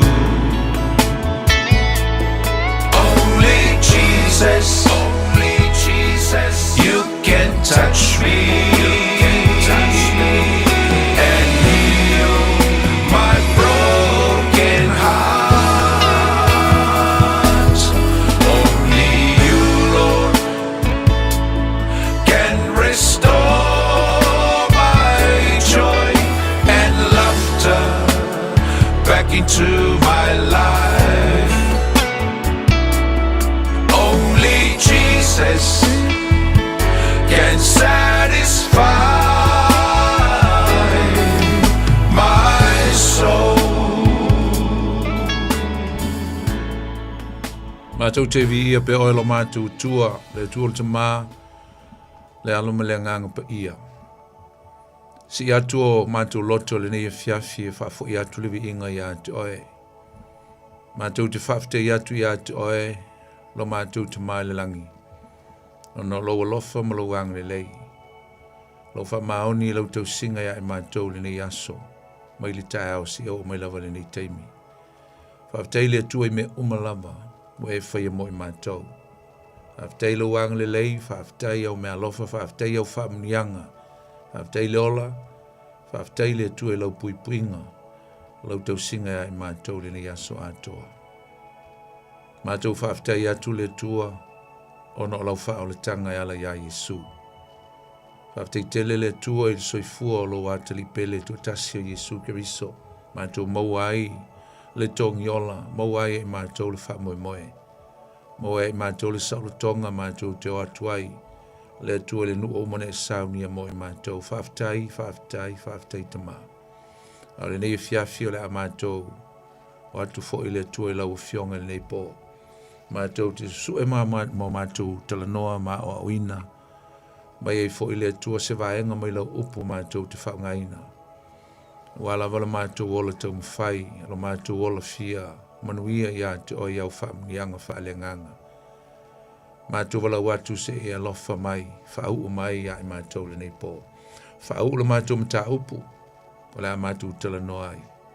Whailawa lea ma whamunianga mo i mātou. Ia ilo mātou nau nau watu e fia whaalongo i lau upu. Whaila upu se me sua malia ia i mātou le nei fiafi. Nau nau watu ia i o mātou loto.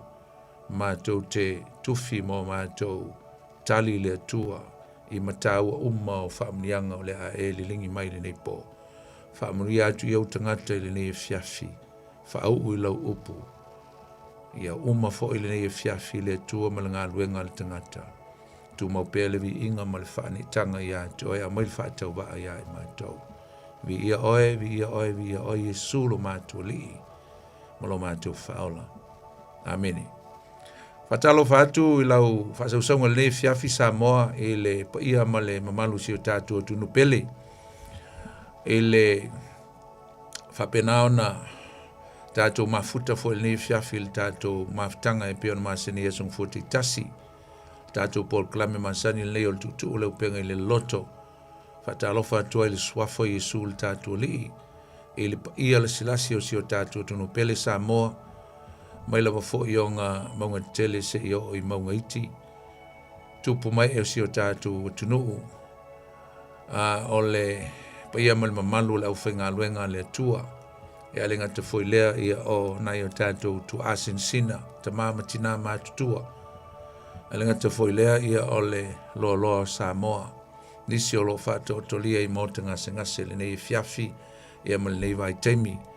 Le ngata foi leo nisi o loo mafuta mai tonu whalpuipui, whata alofa i atu tau umal ne fiafi. Whata alofa i nisi o ngā lulue, whata alofa atu ma le ngang fifia ne fiafi. Whawhiloa i o tau ma whamalo atu, whengai e matiute o ne fiafi. Ia o le tātou Paul Klame masani ne o tutu o leo penga le loto, la o tau auna fone ne poni fonti, tātou mafuta ne fiafi. Ia ele whaangaloina le tātou pa iyo si o tātua tunu, tama whanau o Samoa, ta mama tina o lo whapenao no nofo mau i tunu ese. Mai se o sailinga o le manuia, saili malo, saili manuia o nai o tātua whanau, a mese o ainga, whatalo whātu i atu tau, po whese tunu, o lo e mafuta mai ai. Ia e whawhelo i atu le fiafi il tātou, por klame nei o tutu o le upenga le loto, whatalo whawhoi. E nisi o asiasi mai tonu au kila nei o loo whapenao na ma futa mai, ma whalongolongo mai ia fo il nei fiafi il tātou Paul Klame. A whaio e asiasi mai tonu au kilani whata alofa atu i atu tau, nei fiafi a fo ini fuanga ma whaalamelame o mafu e ona malanga mai tonu nei ai tele au kilani o lo mātua au mawai. Whata alofa i atu tau, ngata fo ilea ia e whata alofa i se tasi o steimi momol nei, Pato a e whafonga mai lea le tātou Paul Klame le nei o le tutu o leo penga le loto. Steimi mo mua whata alofa i atu oi whapitoa le whata alofa. I atu oi le uso mal tua whine i a Jesu ke riso le fiafi. Tātou mafuta. Tātou whalongolongo e le upo le tua. Ia si au fo in whai. Uina i le afo leiva. Mauas tātou mea ngā le fiafi mai le upo le tua. Tātou alofa i a sau o lo ngā lue. Atasi atu le fiafi ma lo lo sau le lue. Ia le tua, ya, ele mo stato felo inga foi leva yaso na tuana i tunei ya ono, tu e sea foi ono fala lavi fale ainga, ya mo foi ni ya mano matango fi sa unia le tua, tu e mai elo soifua, mo lo tato ola e tu e fa o wina le tato maftanga, ya faftai le tua e sa unia o teimi le lei, teimi matango fi, teimi mawalunga. Ua mawhai fuon tātou toi o mai tātou te mafuta. Ia ma tātou whalongolongo e lana fionga pa ia. se malia fo le tātou wholonga le tu sanga, lea ua o atu le afo le tu sanga le tātou wholonga wha le nganga i ringa te fo leo le tātou wholonga le nei soi fuanga tātou te iai, tātou wholonga wha le tu sanga, ia via le tua, malo lava le onsai, malo le wholau, malo le ngā lulue, malo le tausi ainga, malo le au na fo i le tua i ngā luenga mai ka le sia, ia, tālu sia ia, se malia le tātou sam, tātou nu atu le unga vol ni tau sanga, tu mauli tau singa le tua ia te utau mai tātou uma, evi ia le tua. Ia, ua tātou mai le fiafi amatainas tātou mta upu fau, e le fiafi. Ia, au te whai atu e fau, ia au te loa o nei mea, o ni mea fwoi tātou whalongo momo iai. O le upo le tua e whelesi lava i teimi uma. E ei lava le suinga i e fwoi awala fau e tātou te whalongolongo ai le upo le tua. Po alava me umon tātou whalongo ai e fau le upo le tua i aso uma ma teimi uma. O le mta upu o le fio whalua mai o Yesu o te fia taltal no ai i le fiafi. Ia, mani nai vai aso lumanai. The second coming of Christ. Mai aua vai le whamamonga polklame o le masino mati le lua fe lua tasi. Na tātou talanoa ai pe na pai fo ia i le vaenga lea o le toia fio whaalua mai o Yesu. Ai sa au whaulu talaina e whapea o iei loa whailonga o le toia fio mai o Yesu. O le winga leu sawali le ono tau sanga ia pe ono taua. Ia e fou lava le fionga le tua i teimi uma. Le whalala tātou whalongo ma tātou wama ai e le tāua le nei ma tāupu. Mai ei ia le mafuanga wala ion tātou toe whalongo, la tātou toe whalongo e le ultala ia po le ma tāupu le nei.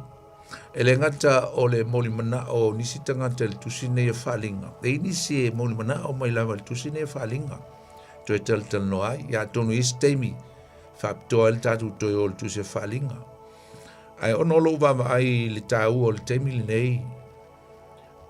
E te tau ono tātou tala noa le mta upu le nei. Awa o le a whaalia ai le mta upu le nei o le toe fio mai o Yesu. Le tāua o mea nei tātou te vaaia le teimi le nei. O le soifuanga le nei tātou te iai. Me ta o whailonga o le toe fio mai o Yesu. A whaila tātou te tala noa e le mta upu le nei. O le fio whaalua mai o Yesu. O lono winga e isi teimi mo mua na fio mai e Yesu. Ia, salo tātou si le fio Yesu na fio mo mua mai. Whanau mai i lona tina o Maria le tau pou. E le nu o Betelema. Ona tupule o ia mamatua, tolus fulu tau sanga, whaile ngā luenga, al whiau o le malo lon te maa. Mo le tolu tau sanga, tolus fulu tolu tau sanga o Yesu, maliu ma toi toi tu le ti a tulu tolu. Ma toi e fia atu o ia lon te maa. O le winga la lulutala, o le fio wha lua mai o Yesu. O le toi e fio mai o Yesu. O le mua na fio mai o ia na whanau mai ma liu tino tangata le atua. A o lona fio whalua mai lea tātou te whatali ai. O lona fio mai lea o ia o le whamasino. O ia o le whaola na fio mua mai e mamoli mai le whiau o le whaola tanga masau e whaola. E whaola le lolangi. Ia e pita iane na ieli tāua ma leo ngā o le ngā luenga o le wha o le tanga Yesu lana saumo mua, na o ngā monu ese, a wai le italiaina e tangata Israelu. Ia lea ngā luenga po lea whiau Yesu na saumo muai. O lono ingala, e ieli tāua o le toe fio wha lua mai o Yesu, e a fia e fo le wha o le tanga. E wha o leina ai, pe whato ao o ai le wha o le tanga i tangata Israelu. A le mata upu e winga i le toia fio whalua mai o Yesu. O se mata upu e tāua tele i tangata Kerishano. Ma lo afia e tu tonu o onga o aso muli muli. Eschatology ia po o onga e whaatitau I mea e tu tupu I aso muli muli o le lalolangi. Ia o lea e tātou te tala no I aso muli muli. Ma o te fifa I atu oe o aso muli muli nei tātou te iai. O aso muli muli e le o ni aso se faa tausi usi unga o por kalame le tua. Ne ai, o lea o aso muli muli. The last days. Na amata mai lava I le aso le Pentekoso. Taimi nei tātou te iai mai le aso le Pentekoso o mea ia tau o aso muli muli. Pe o navalo I eina e le perfeta o Ioelu. E whapea, o aso muli muli, e o mai aso e ngatai. The last days will come. E uina o li lingi fuai, le nganga pa I e lunga ia te utau, e whaatau nu uina ai, le mena fola ina e la utama. Le tātou te le tonu na whaatau nu ina I le aso le Pentekoso le ti ātou tolu. Luminga, o aso e ngatai, po aso muli muli. Na amata mai le aso le Pentekoso le na fio mai le nganga pa ia. Ile lalolangi le nei. O le mata upu le nei, o le toia fio whalua mai o Yesu, o se mata upu sili. It's a theology. It's one of the fundamental doctrine or theology of Christianity belief. O se mata upu e ese le tāua tele, the second coming of Christ. E tāua tele I tangata kerishano. Ia e tala ese fo I le tele o tele tonunga. O alela tātou tala noa I le mata upu I le tātou tele tonunga. O le mata upu e winga I le toia fio whaalua mai o Yesu. The second coming of Christ. E ese lava ia tele tonunga ia I o le tele o isi tele tonunga. Peila o nai tele tonunga ia la overtua. O le Buddhism ia po le Buddhas. E le la tau tele tonunga e whapea. O lo whaatali fo le la tau mesia ingo ia my trainer. Fa mai o le Buddhas muli muli lea. E sau e whaola I la tau. E mai le whaalotanga I le lumanai. O le Hinduism ia po le Hindus. O la fu I whaatali le la tau fo I mesia ingo ia Kalki. O ia lea na te wha mai e fio mai a mai lea mi o tonu I tangata whaatuatua. Ia po tangata Hindus. Ia wha mai fo le Judaism ia po le lotu a Iuteia. O tangata e le te tonu I le tolu taspa ia. Ia mai e le te tonu fo I le te tonu fo I la tau le fio mua mai o Yesu. Tangata Iuteia ia tātou talanoa. Ia po tangata Israel. E le te tonu I la tau I se toia fio mai o Yesu.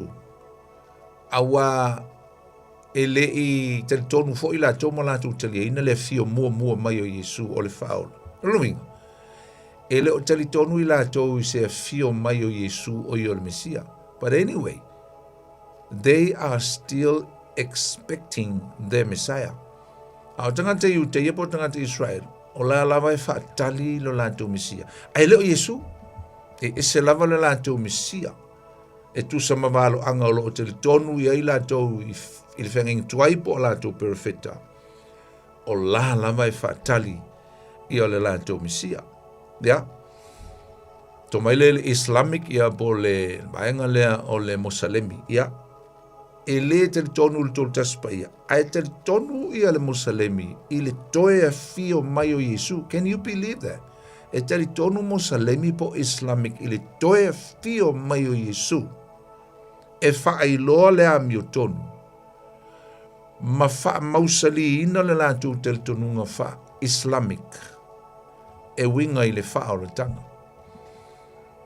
Mtau tia. Wa Islamic le tātou te loa o Muhammad I le lātou foi perfecta postanga te tāua ia I lātou. Ai ui lea. E le te tonu I lātou e toi e fio pe toi sau whaalua ia e foi a Muhammad. Ai te tonu le toi e fio mai o Yesu. Ai le te tonu o ia o se atua, o se tolu taspa ia, e te tonu o ia lātou, e to e fio mai Yesu, e wha mausaliina le lātou whātuatuanga po le lātou te tonunga. Ia ma wha iloa le ami o tonu, which is referring to themselves alone, ngā o lātou, tangata ami o tonu.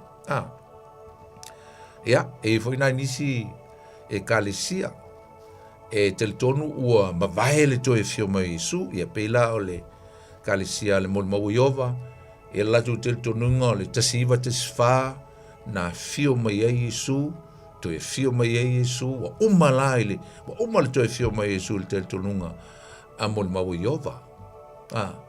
Ia, a o tātou Kirisiano, e kalesia Kirisiano whātuatua, ma te tonu e to e fio mai Yesu, o le tātou te tonunga, e lei to e fio mai Yesu, lona fio whālua mai. A o le toia fio whaalua mai o Yesu Keriso, o se tasi leo tel tonunga, peo na utaua, o le tel tonunga whaambae lea o le tel tonunga a oe mau.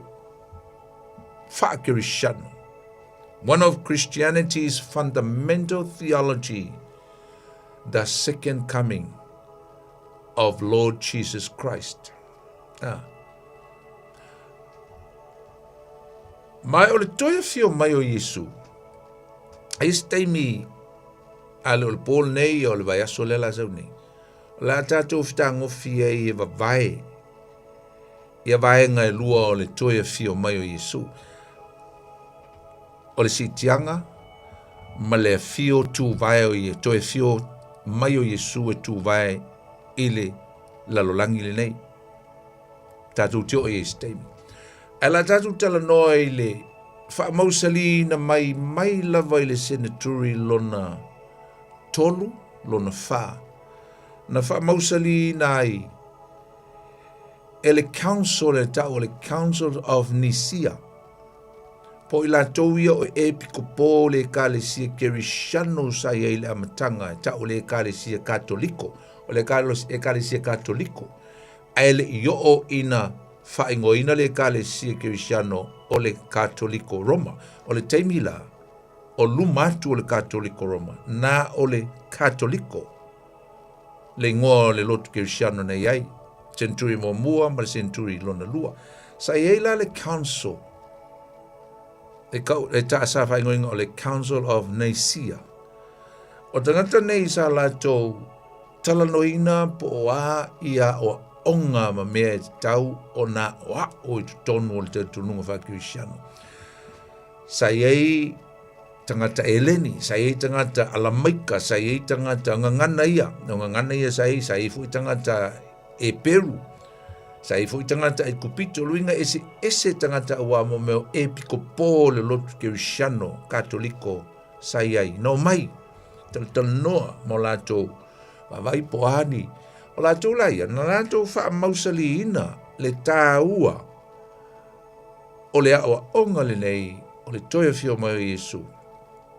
Ma lato tuu o se tasi lea o awa onga tā ua tele, fundamental theology, ma tā upu sisili, i le tel tonunga, wha Kirisiano.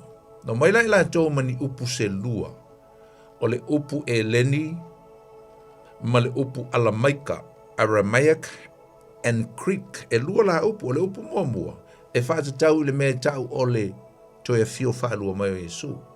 O le upu mua, o le upu o le parousia, P-A-R-O-U-S-I-A.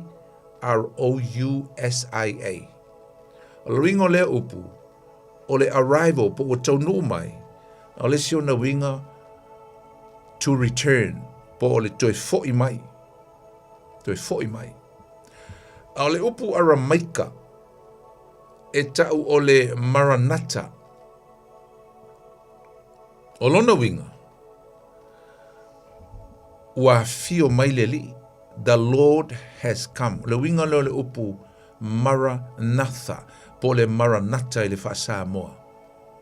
Nai whao ngā whaalua mai e Paulo i ana tustusinga, le upu o le Maranatha. Ai wha te tau i a le upu, i le toe a fio mai o le ali. Ia, o le upu momua, Se pe fa tau tonu ai tangata nei. A ngai o onga Yesu ma o onga Paulo. Lea ua matua mausali ai ia loto o le council lea po le pūlenga lea. Na tu ia ia le li fo lele o Constantino. Ia le ava noa e tala noa ai la tau po mea te tau na whata ua tonu o le o onga o le lotu kerisiano. Na mai leo la tau ma tele o mau tonu le fionga pa ia le tua. A me se foi la o onga Yesu, se tasi o mau na la tu whata ua ina ile tu e fio mo Yesu o le Ioannes fumal wha. Fe mo mue o le tolu. Aua tau te atu vale. Aua ni o tau atu atu vale. E tele menu no fuai o tau le mau tau lo tama. A walu o te toi sau. I go and I will return. Return. I will parausia. Lo ringa o te toi sau. O te toi foi mai. Ya. Na foi ia o onga le apostolo Paulo. Le winga le whawinga ina o le upu o le maranata. Le tatu tala noi upu ia langa upu ia. Na wha mautu ma wha mausali ai. Le tā ua tele. O le toia fio mai o Yesu. O lo mau ia o onga. A le apostolo Paulo. E maise foi ia keriso Yesu. Iana o onga. O le apostolo Paulo mo mote sa alo ni e iwa. Alo na whai po sumba le iwa mai. A wasea e aso mātou wha moe moe. Ma se fia. Ma se pale e mita ai. E leo outou ea I luma o lo tātou a lii o Yesu Keriso I lona toe a fio mai. Ma le apostolo Paulo. O lea ese si mea mātou te mita ai. La se mea mātou te fia ia te outou. Te Salonia. Lea se pale mātou te mimita ia te outou I le lumanai. Mai leo Paulo. Ele o le mea ele nei mātou te mimita ai mau mātou whātalitali ai o outou. Pele o outou ea I luma o Keriso Yesu I lona toia fia mai. Se si whapunga Paulo, mātou te mita te Salonia ia te outou. Mātou le fode kalesi o te Salonia o leve vesi. O leve vesi le mata upu le toia fio mai o Yesu. Leve vesi. Nā reina tusi Paulo e wha malama. Awa onga se ma me o wha se na I la tau e whaia onga se. A le wha malama ma wha mawhan whana atu le apostolo Paulo. Awa tu te pole, awa tu te pole tangata o nai o tu ainga o whioti le I misi la tau aisa. E le I toia fio wha alua mai Yesu. Nga ia o onga se wei wha mai a. Wa pasi o oma. Oma. E mai Paulo le ai. Lea e se mea mātou te mita ia autou. Lea se pale mātou te mita ia te autou. Lea se mea mātou te fia ai pe a mātou loa autou le lumanai. Whai mai, mātou te mita pe a whai e loa whatasi autou mai mātou. I whea? I luma o lo tātou a lii o Yesu Keriso. Pe a toi fio mai o ia. O I nā la le sa o le upu lea o le Maranatha. Po le Maranatha I le upu aramaya klonuinga I le fio mai o le li. Mo molko nito sulu ono fai po lusu ma le lua na fo ele si mausa fa mausa li ai I le manatu ma le fai unga ale council le po le pulenga le. O upu le apostolo Paulo fa mai ai se tangata e lea lofa I le ali o Yesu Keriso. Ia anatema maranata lava o ia. Ia. E fai asi lo loto le fai upul na. Au te loa. O la au whata atia ina le fai upul na. Tātou te whai uai. Langa ngai tala no I upu e lua ngai ai o le matua malo losia upuna. O le anatema.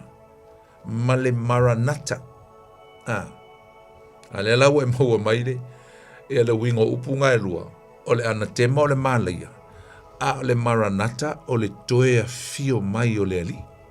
A tapitala noa e mulimuri, la au tango e spare tamanga e whai uai, pe a whai a tatu o ia il te mile o te mana o e whai uai. A le a fo e fa nga il fa u pula. A le fisili. Fisili uso mtu va fini le fini. Ai se a to e fio mai Yesu. That should be the question that we should bring forward. Ai se a to e fio mai Yesu. Why does Jesus has to return? Has to come back? Ai se a. Ya.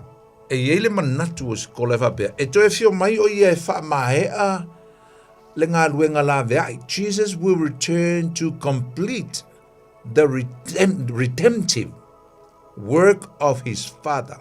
O le ngā luenga la vea I po le ngā luenga ngā lofa lontama mō tangata uma. He is returning to complete God's redemptive works. Ma mea la nei e to e fio mai Yesu e whātau nuina. Leng wha malifisiri. O le ale me e to e fio mai Yesu. Ai sea. Mua. E to e fio mai Yesu. Me mua e taun tātou loa usum tu whawhine le fia whine. E to e fio mai Yesu. E na te whātau nuina valoanga. Jesus will return to fulfill the prophecies. Not only in the Old Testament, but the New Testament.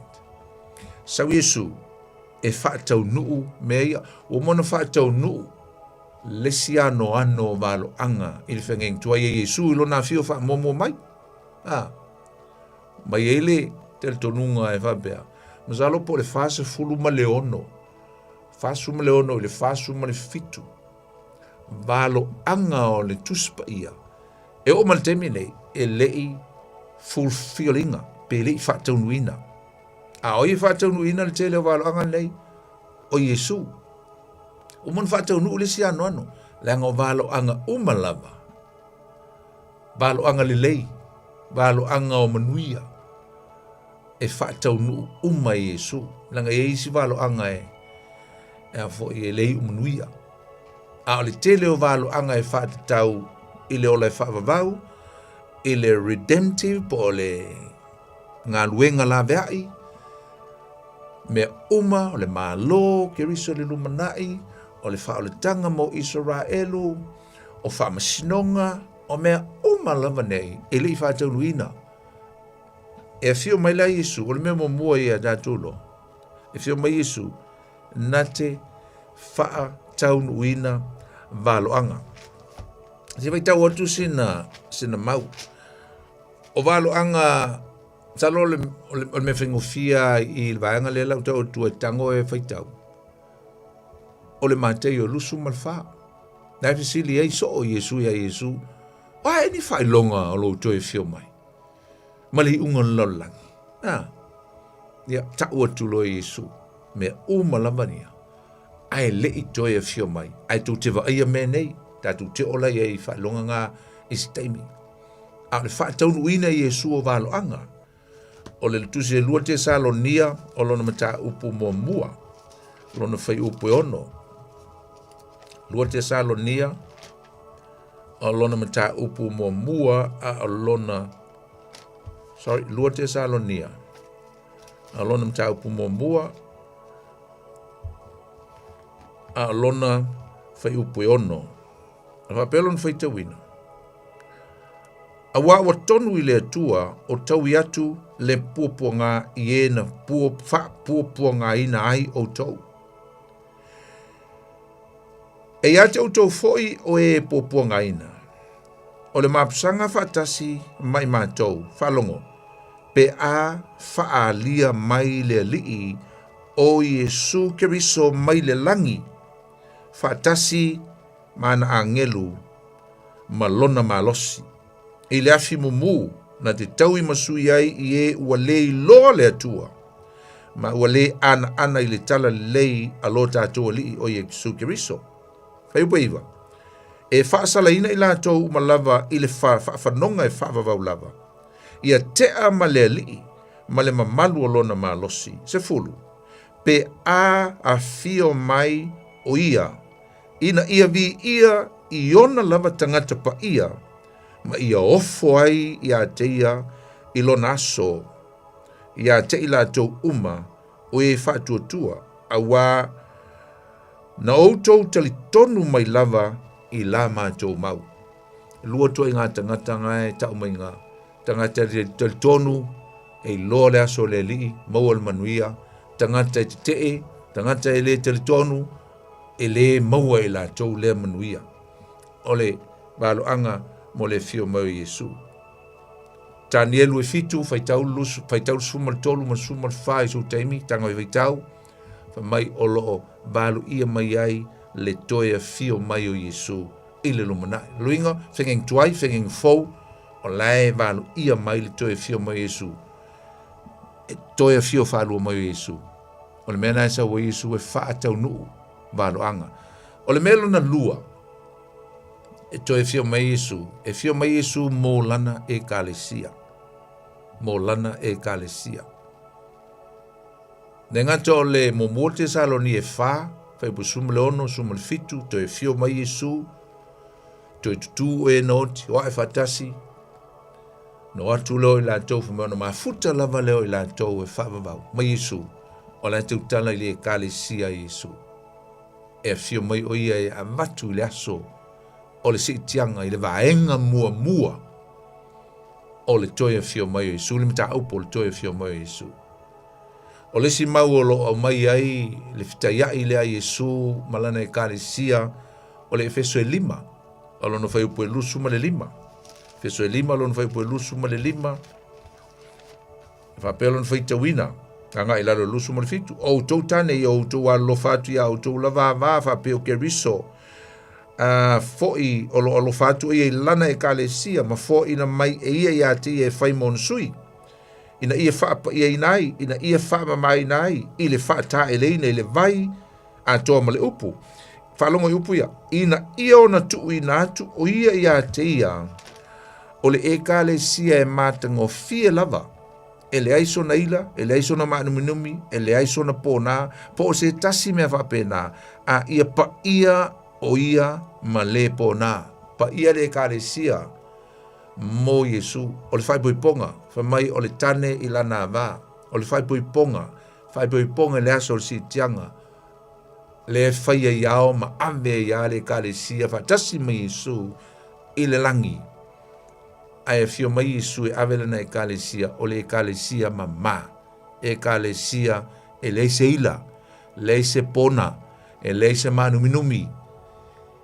That's what Jesus is coming for his church, the pure church, the church that is sanctified.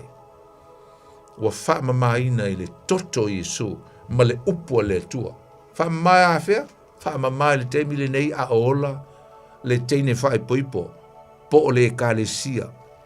Lea ia le temi le nei, e kalesia Yesu Keriso, e le olau e kalesia, po olau e kalesia. No, it's not your church or my church. It is the church of Jesus Christ.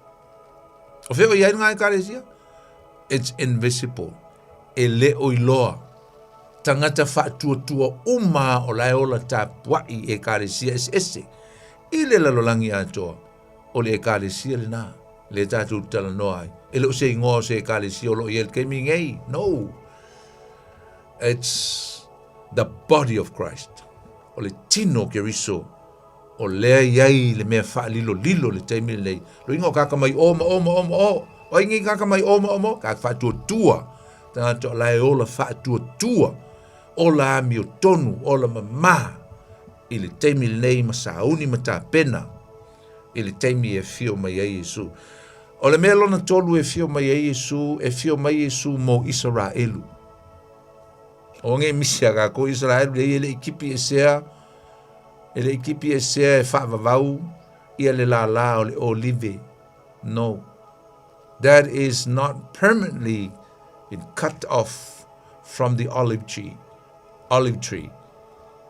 Israel is temporarily been cut off now. O Israelu e iei teimi e to e tango mai e Israelu o ia le atua i lona nuu o Israelu. E fio mai Yesu mo lona nuu, mo Israelu. Ma vai ki ngā lavanga leanga, tinga lavanga te o le makau kia leo le lofa o le tua i le nuu leanga lea. I mean, o le nuu o le tua, a walanga o whea tu nuu leanga, oka le whaalong te tā. Vai fo ia o mar keimingi o la hele o talia o la tu loto, ma o la tu whaatua tua, o la tu whaatua tuanga, ia Yesu o le la tu Mesia ma se whaola mo la tu. Ai, a lofa le tua i on tangata. E fio mai Yesu mo Israelu, e fio mai a, mo le whaola tanga o Israelu. E fio mai o ia e whaia le whaola tanga, e la vea i Israelu. La vea i mai whea, la vea i mai o na fili, la vea ina mai ma o la tua nganga. E lua upu i le ngā luenga lea Yesu mo Israelu, usum tu wa fini. O le upu o le whaola, to save and to deliver. To save is to save their spirit. Whaola o la tua nganga. Whaola nganga o Israel. E lua awala e whaia i Yesu le whaola tanga i le aso e toi e fio mai ai. I le taua e ta o le taua e amaketo. Mua e whaia i Yesu le mea ka o le deliverance. E kiliva mai whea. Kiliva mai i fili o le atua. I fili o Israelu. O mā lo, whai mai o le alo lofi mai mā lo o la tau te whaao. Pupua ngā ma toi ave ese fo Israelu mai le map o le lolangi. Ai a fio mai lo Yesu. E whai le whaao la tanga mo Israelu. Fio mai whai whaao la tanga mo Israelu. Roingo le mea mo mua, whaao la nganga. So mai le Roma o lona mtau pa suma tasi o le whai upo e lusu ma le ono. Roma. O nana e whai mai ai awa kako ki whaafia poto tātou nu ese. Awangi whaafia poto tātou aisa e le i whaapea ua li liu a fuli tua a toa le tua i lona nu. Awa tātou te fia poto pe tātou te whai upu pe tusi lima le nu o le tua. Ne ai, a le ale mea whai tātou vave tu tonu o le alofa tu noa ta lia Yesu te mi le manu o mau le avanoa ta lia Yesu fa mai le fai upo e lusu ma leono la fai tau anga le fai upo e lusu ma leono Yesu te po ye fo lautu spa tango e fai tau mai lunga ifo lusu lima ai fa mai lusu ma leono ona fa'ao laina leo Israelu alo fai tau mai pe fai upo e lusu ma lima it makes sense ai fai upo e lusu ma leono fa mai lusu ma lima awale au soe o te loto ina i o tau loa le nei mea lilo. Ina ne i o tau whaafia popoto. Tā tonu ese lea tau tala mai e paulo i lwaenga tonu lea. Whamai, ua whaamaa a ina loto o isi Israelu. Luinga wanga o se vaenga o Israelu lenga tipi. Just a few tribes. Au la lawai ta ofia le tua le to tele o lona nu. Whamai ua whaamaa a ina loto o isi Israelu. Se ia oo ina uru fale mai le ato o tonu ese. Li liu mai le tua ilo na alofa tu no inu ese. Whamai lea, se ia iu ina o tātou vave tu tonu ile alofa tu no awale. Do not underestimate the grace of God now. Me taun tātou wō tonu whamai ina ia uru fale mai le ato o toa. The completion of the Gentiles has to come in. Come in where? The grace of God. Langir ke mea umail te mea nu ese. E te mea umail e alofa tu noa. E whaalongo iupu ia. Lufu mo leono. Ona whaao laina leo Israelu atua uma. E peona tusia. E maliu mai le whaola mai siona. Le to e fio whaalua mai leo Yesu pe a uma le fitu tausanga o pupua ngā mamafa. E sau o ia. Ma whaatau ina le whengainga lea e pe ona ta ua mai i. Mai e maliu mai le whaola mai siona. Na te whaatea e se ina lea mio whaale matau. I a Iakopo. O Iakopo? I Uteia. O Israel. O lau fo i le nei whengainga mai lātou. Lea wa tala noa mai, Paulo, i le whengainga a Israelu, a le atua ma Abrahamo. E kawai na Israelu. I le whengainga le atua ma Abrahamo. Pe a ave seina e au o a lātou ang sala. It's a spiritual thing. E ave ese a lātou ang sala. Ai whaolaina o lātou nganga. Ai mo mua lale deliver. E mo mua le whaasao mai o lātou fili. O le mea kumuanga o le a laionga sala mo moni Israel. Ai sea. O le a ofo i le wha o le tanga.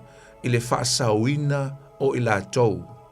E Yesu i le taua lea e tau o le taua i amaketo. O le amkwa ofo. Ai se mea la ofo i ma li liu loa ma tō tutuli ma. Ta pua i ma talia Yesu o le lātou whaola. Lenga fo i walatou loa le atali i leo Iosefa. Le tama Maria. Lena lātou te eina i le sau mua mua. A le fo koe sau. A le o sau mkwa le ia ma se mea. Aisa, whamaltala tu se whaalinga. O le a tuli e le manu. O le a tuli e le manu fe ai. Ia le nu o le atua. I le vao. Lo ingo le a sulu solo. Le ise mea. Le ai ma se mea e toi mwhai Israel. Te mi le aisa. La wha pepe nā mai. The enemies will hover upon them. Wha pepe ngā mai. Wha malu mai. Le makau kia o le fili. Ngu mo salemi. Ma fili mai le nofo o Israel. Lucia ma nuu umana. E o mai e wha umatia. Ai saulo Yesu. Wha malitala al tuspa i al tuse whaalinga. Na te wha umatia le pelu wafi e sau mai lona fofonga. E le kau Yesu i se pelu. Na o lona fetalai ma le pelu e sau mai lana fetalai lona ngutu mai lona fofonga. E wha umatia ai le fili lea. O ngā la lela ofo i Israel. E ofo i utai e le mele o la whai Yesu isa. Pepe solo le i e le vao wale se me whaia. Ai o matuai. Surprise ma shock. They're gonna be shocking. Shocked why? La me la kei ai. O le mea mata utia wa whai e Yesu. Leilo se lato me te whai. Li liulo. Ma whao leina lo la tua nganga. Ua mong whao leina le tino. Deliver. Ala le me la iai. Le ia ma se sia me whapea ia o kakoa vangoa la lea. This is our opportunity. Ko kukuri loa. Ma whai atu Yesu. O oe o lo mātou whaola. You are our Messiah. Sorry Jesus for rejecting you. Whaamali atu Yesu lo mātou te eino oe lo sau mua mua. O ina leo le a fulfill Yesu le si sau ninga i e whai so Israelu mai lava i leo ese mai e kupito. Le a le sau ninga o le sau ninga po le tau saminga e tau o le tau saminga o le tongiola. Tongiang sala. Le ai fasi ai le manu ai alu arona pe alu leo staulang sili ma le toto le manu fatasi le tausanga na alu tutonu e fai le faa o le tanga mo le nuku lea tausanga uma ala e masalo ai o markemingi o la e faa tau e Israelu le na sau ninga maro la tu leiloa o le sau ninga le na sau Yesu e fai mo la tu le sau mua mua ai keke lea lava la ele i fulfillinga o lea o le teimi e fai e Yesu le faa o le tanga mo Israelu e fulfill ai e faa uma e le tu e fai e le na sau ninga Israel o lea o le faa o le tanga o le redemption faa o le ina i la tau na foi lea e au mai e ia oti e lua ia fasi le si oti ave le toto i tono le malu ala me fai le si oti e faa ia e leo stablang sili ia lona lima i lunga le oti lea ma faa ia faa uma ia nga sala ale nuu lea le nuu faa long ta lea ma tuli le oti alu le vao e le to e fo mai o le ata le leo Yesu na alu ese mai tonu Yerusalema ma lona sa tauro a ngai i le maunga o Golgota wa alu le tamai oti wa alu le ma moia le tu alu fea e alu e ave nga sala ale lololangi Whae ele li mo le staulanga ko mai e ang sala te talo lea mo le oti lea whae e ang sala ai tuli le oti alu e le te tau na toi foi mai le oti lea. A penale men whai Yesu mo tatou le lalolangi whapea foi ma Israel. Na maliwa Yesu avelo na soifua lea wa fio Yesu le langi ai toe a fio mai.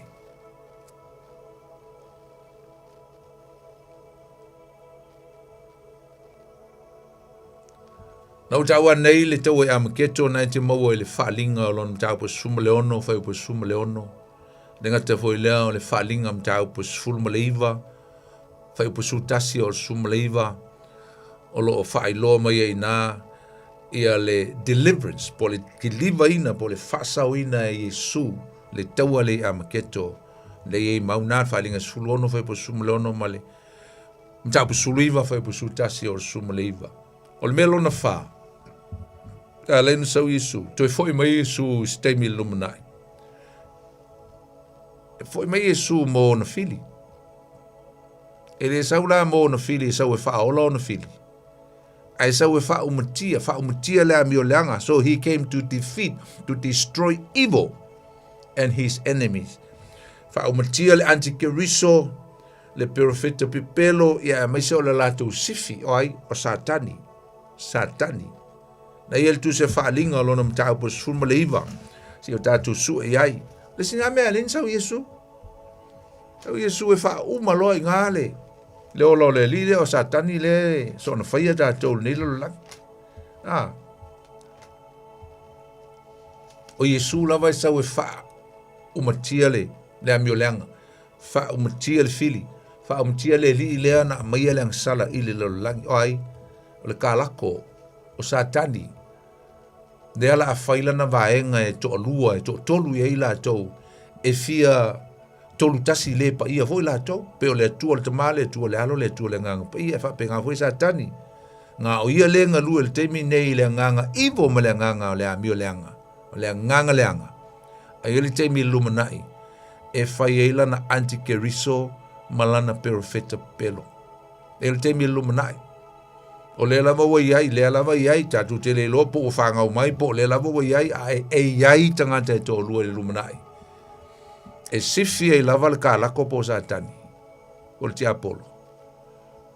Ai o le a whaupopo i malisi tō lua ai, o le antikeriso, le whaingo e isi o le manufi ai, o le antikeriso wa o le manufi ai, o le mekele, o le malo, o le antikeriso o le tangata e tō tasi. Antikeriso, ma le perfetta pepelo. O le aiai le lumna. Sa ula Yesu. E pingi la uli ia. Ia. Ma wha mai ai loa mana ngā luenga. O le mtau pa suma le iwa alo ia le whai upe lu se fulu. O le iu whapea. O na pu ea lea Yesu o le manu fe ai a toa ma le perfetta pepelo. O le na whai longa i o na luma. O mea ia na te wha se ina ai eia. O e ua iai le whai longa o le manu fe ai. Ma e ua ifo i lona whatangata. Ua lafo laina ila ua ile lepafi ua muai ile te yo o ile mo pingi al kokoru lea o le antikeriso ma le perfetta pepelo taitai fa le nganga ma le taitai fa le malo ai ko koe ai ko koe le sifi to toe ya satani to toe satani o le nganga it's a spirit. O satani la lea. O le wha uma la lea li ngā e le mata upu lua se fulu, alo na whai upu e lua se fulu. A le whai upu se fulu, ta upu lua se fulu, al whai upu se fulu. Le ala pingi e lo e Yesu le li munmuli lea, long tolu. Ma kongi le melenga, kongi momo e li se oli ia, o lea, e le o se oli. A o le me tau o le pafi. Se oli o se kama iafi. A o le pafi o le kama kele nga. Kama la nga e le ise mea e wha mate ai. Le la tongi e malesi e le fai unga o satani.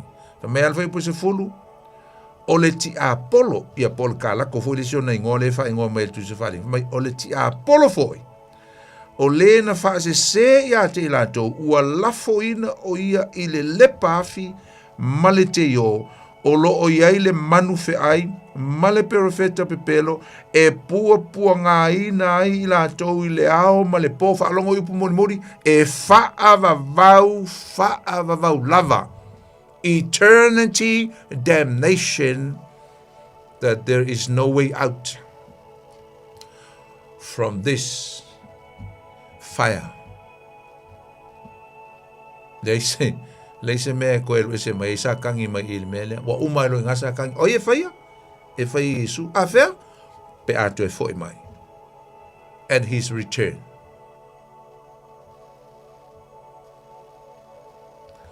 O le si mea la iona to e fio mai Yesu usum tu va fini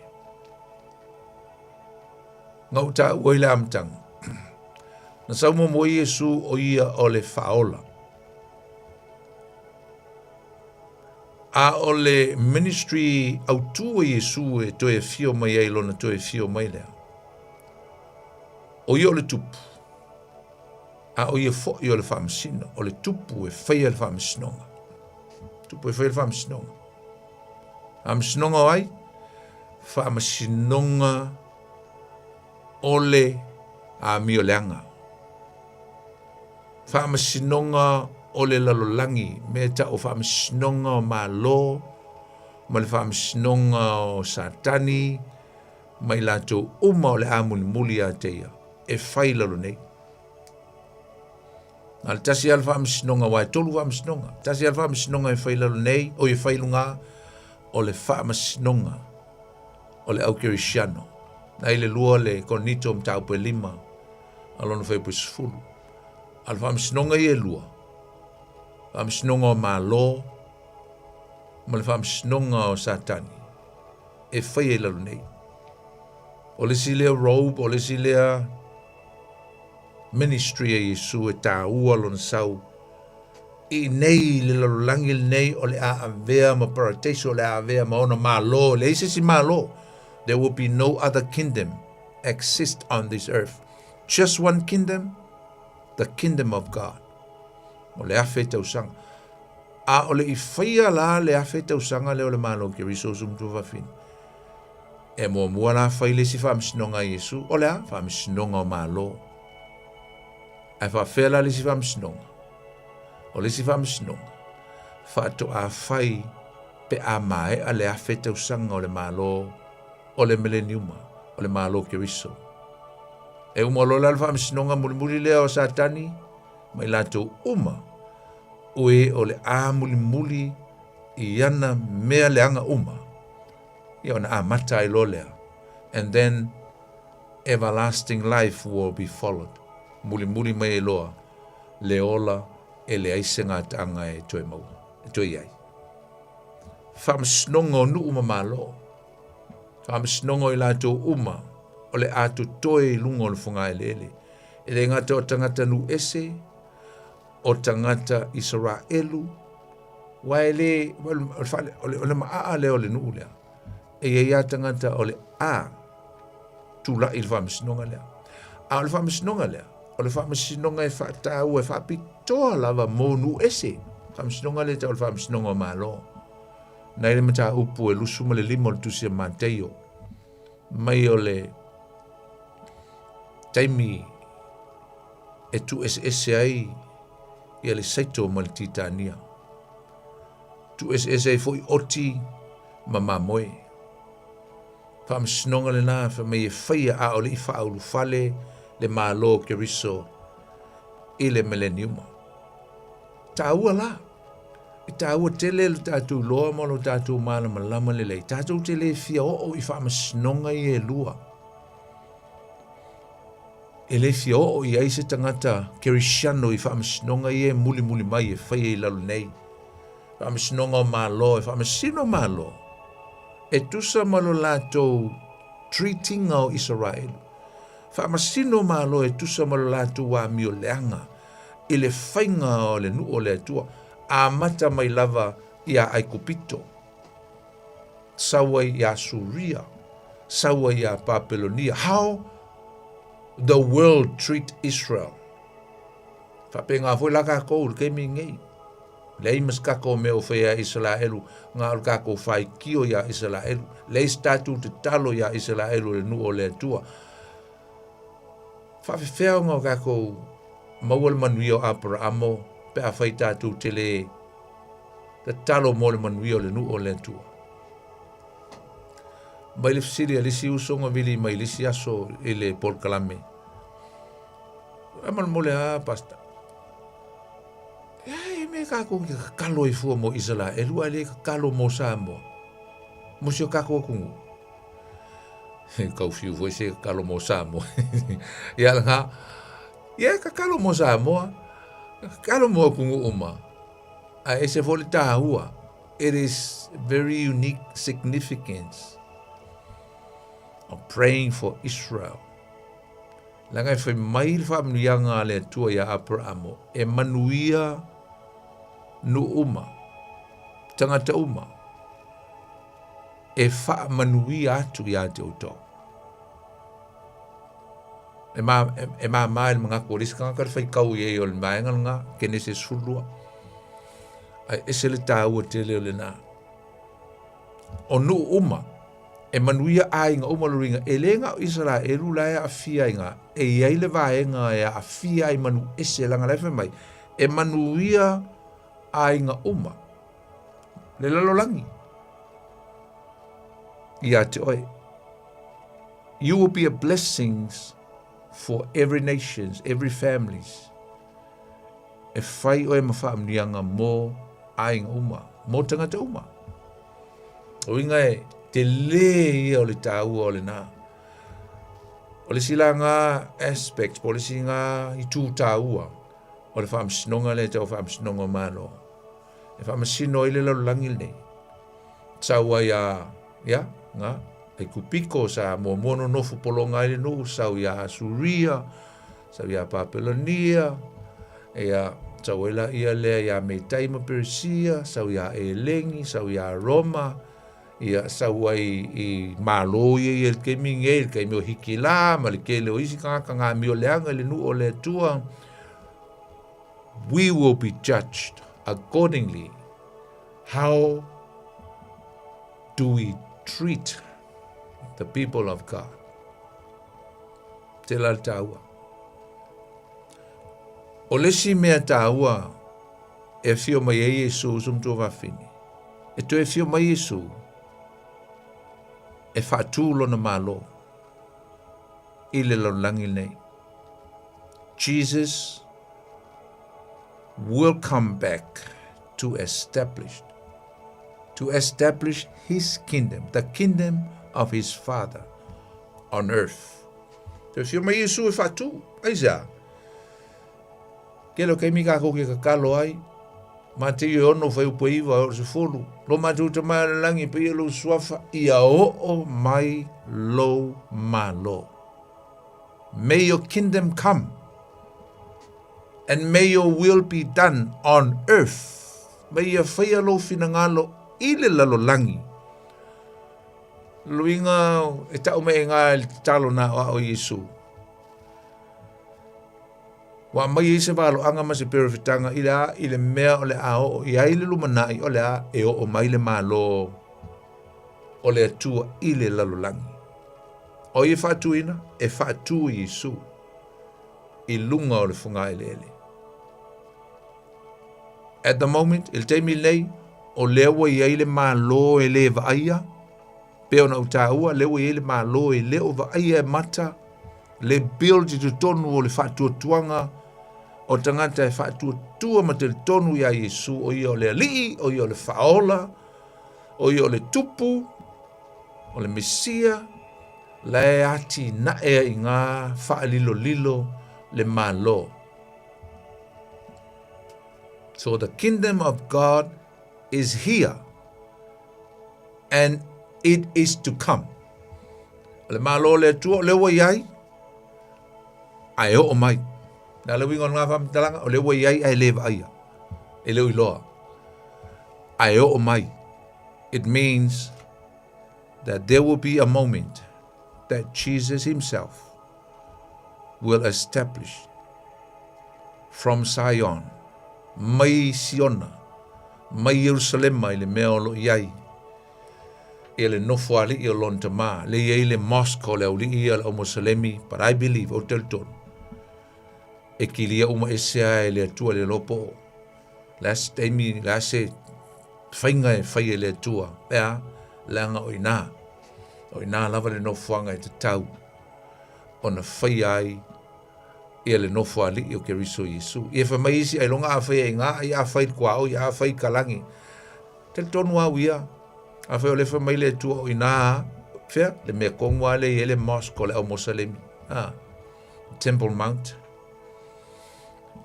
Ia, tātou whātel tali mo tātou mama ai. Le altulanga le au i e lumanai. Bali tu se whaalinga o lona mta upo, lu se fulu o lona whai upo ono. A pelo na whai tawina. Amu ia mona ua pa ia le ua iai le tofi. The heritage, le tofi. I le urua i toi tu. O le tofi o lo tautala i lo tūlanga ma lo sawhanga.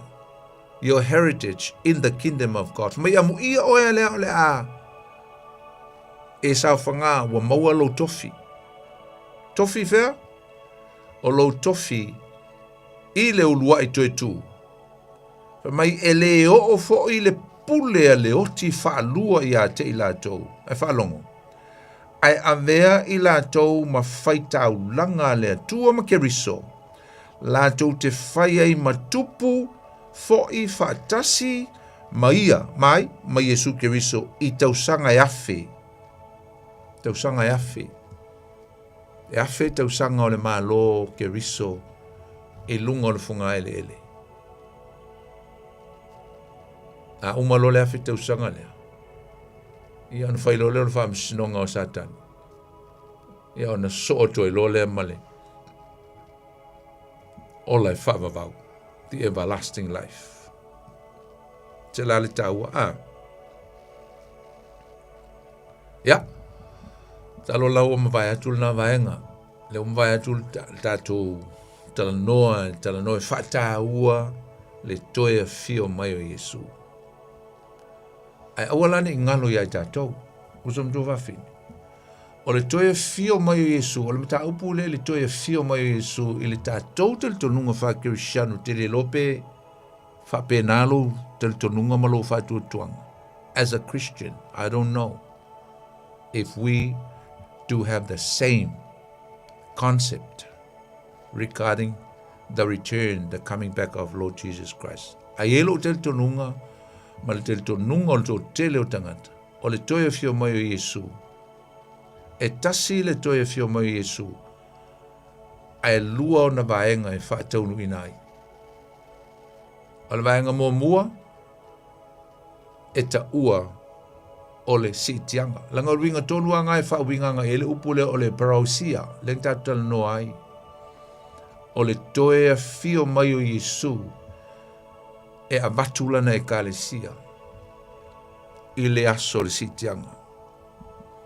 Ala tatu whaitaua pēr ia le tusi lea e whaataua ai. Le mea leo te mana e mamoli atu I lo finangalo le fiafi. Te roe le uma. Tātou mta upu pe. Toe lua ni vai aso tātou tala noa ai mta upu nei. Ai, o le momua le te Salonia. Alona mta upu e wha. Momua te Salonia, alona mta upu e wha. Alona whai upu e se fulu. Whai tau mai pēr sumal tonu. O sumal fitu e whapea. O te loto nei o tau loa le au soe I le mta upu I e o momoe. Ma te refo le na mta wang le la. O I le popole, ua popole tangata te Salonia o whaasesea o onga sesea le au whaia onga sesea perfecta pe pelo. Whamaia, ua malaka ngaka o kou ainga ia ua umanga whioki. Ua whioki, ua misi. Mai Paulo. Te loto nei o tau loa, le au soe, o tau ngai te Salonia, I le mata upu. I le theology po le au onga, the doctrine le winga I ye ua whioti, I ye o momoe. Ina ne I o tau whaanoa noa, e pe e oisi e le aiso la tau wha moe moe, a wa a whai tātou tel tonu ua maliu Yesu ma toi tū mai, e wha pe fōi ona au maia e le tua whatasi maia o e mo moe ona o Yesu, tangata I o whioti, wha mai e toi au mai, Palongo, mātou te whai atu fo ile nei mea ia te utou le a fionga le li o i lātou o e ola pea matotoe pe a fio mai le li. Le aso e fio mai e Yesu le si tianga, fa mai o kanga e feola i le teimi le nā. Fa mai tātou te le mua i e o momoe, e le whapela kako mua le ai. No, we are not going to depart thirsty, no. Kako ke whakali o kako uso i la tu tu mai kako usi kia whakasi lea. Ta mai sumalono, a waia fio i fo mai le langi le ali lava, ma le alanga, ma le leo le angilu sili, ma le pua le atua, e mua foi o na toe tu mai o e ua hoti o ia ke riso. Tangata e whioti o ia ke riso, luinga e iei tangata e whioti e le o ia ke riso. Tangata e le italiaina Yesu ke riso e be mali ma whaole o la tu o langa, tangata na ola le ami o leanga, tangata e maua mai leoti. Maua mai e leoti, ai leo sauni, fa mai leoti o ia ke riso. Wow. Mai leo suma le fitu. Ona whaafua sei lea. Ona aveina e o i tātou o e ola matutoe. Lai tau tala Paulo o ia lai ola le teimil na. A lai tala noa fo ianga istangata la ua whioti le popole ai o la tau tangata i e whiola i Tesalonia. Fa mai e le ai e mua ona toi tu mai o tātou uso po tau ainga ia na whioti o ia ke riso Yesu. Fa mai ona whaafua sei. And suddenly, ona whaafua sei lea, ona aveina e o i tātou o e ola matotoe. Palongo, whaatasi ma i lātou iao. Iao le langi, iao. Ina ia whetaiai malea lii, i le vānimo nimo. Ona tātou whaatasi pea lava lea malea lii.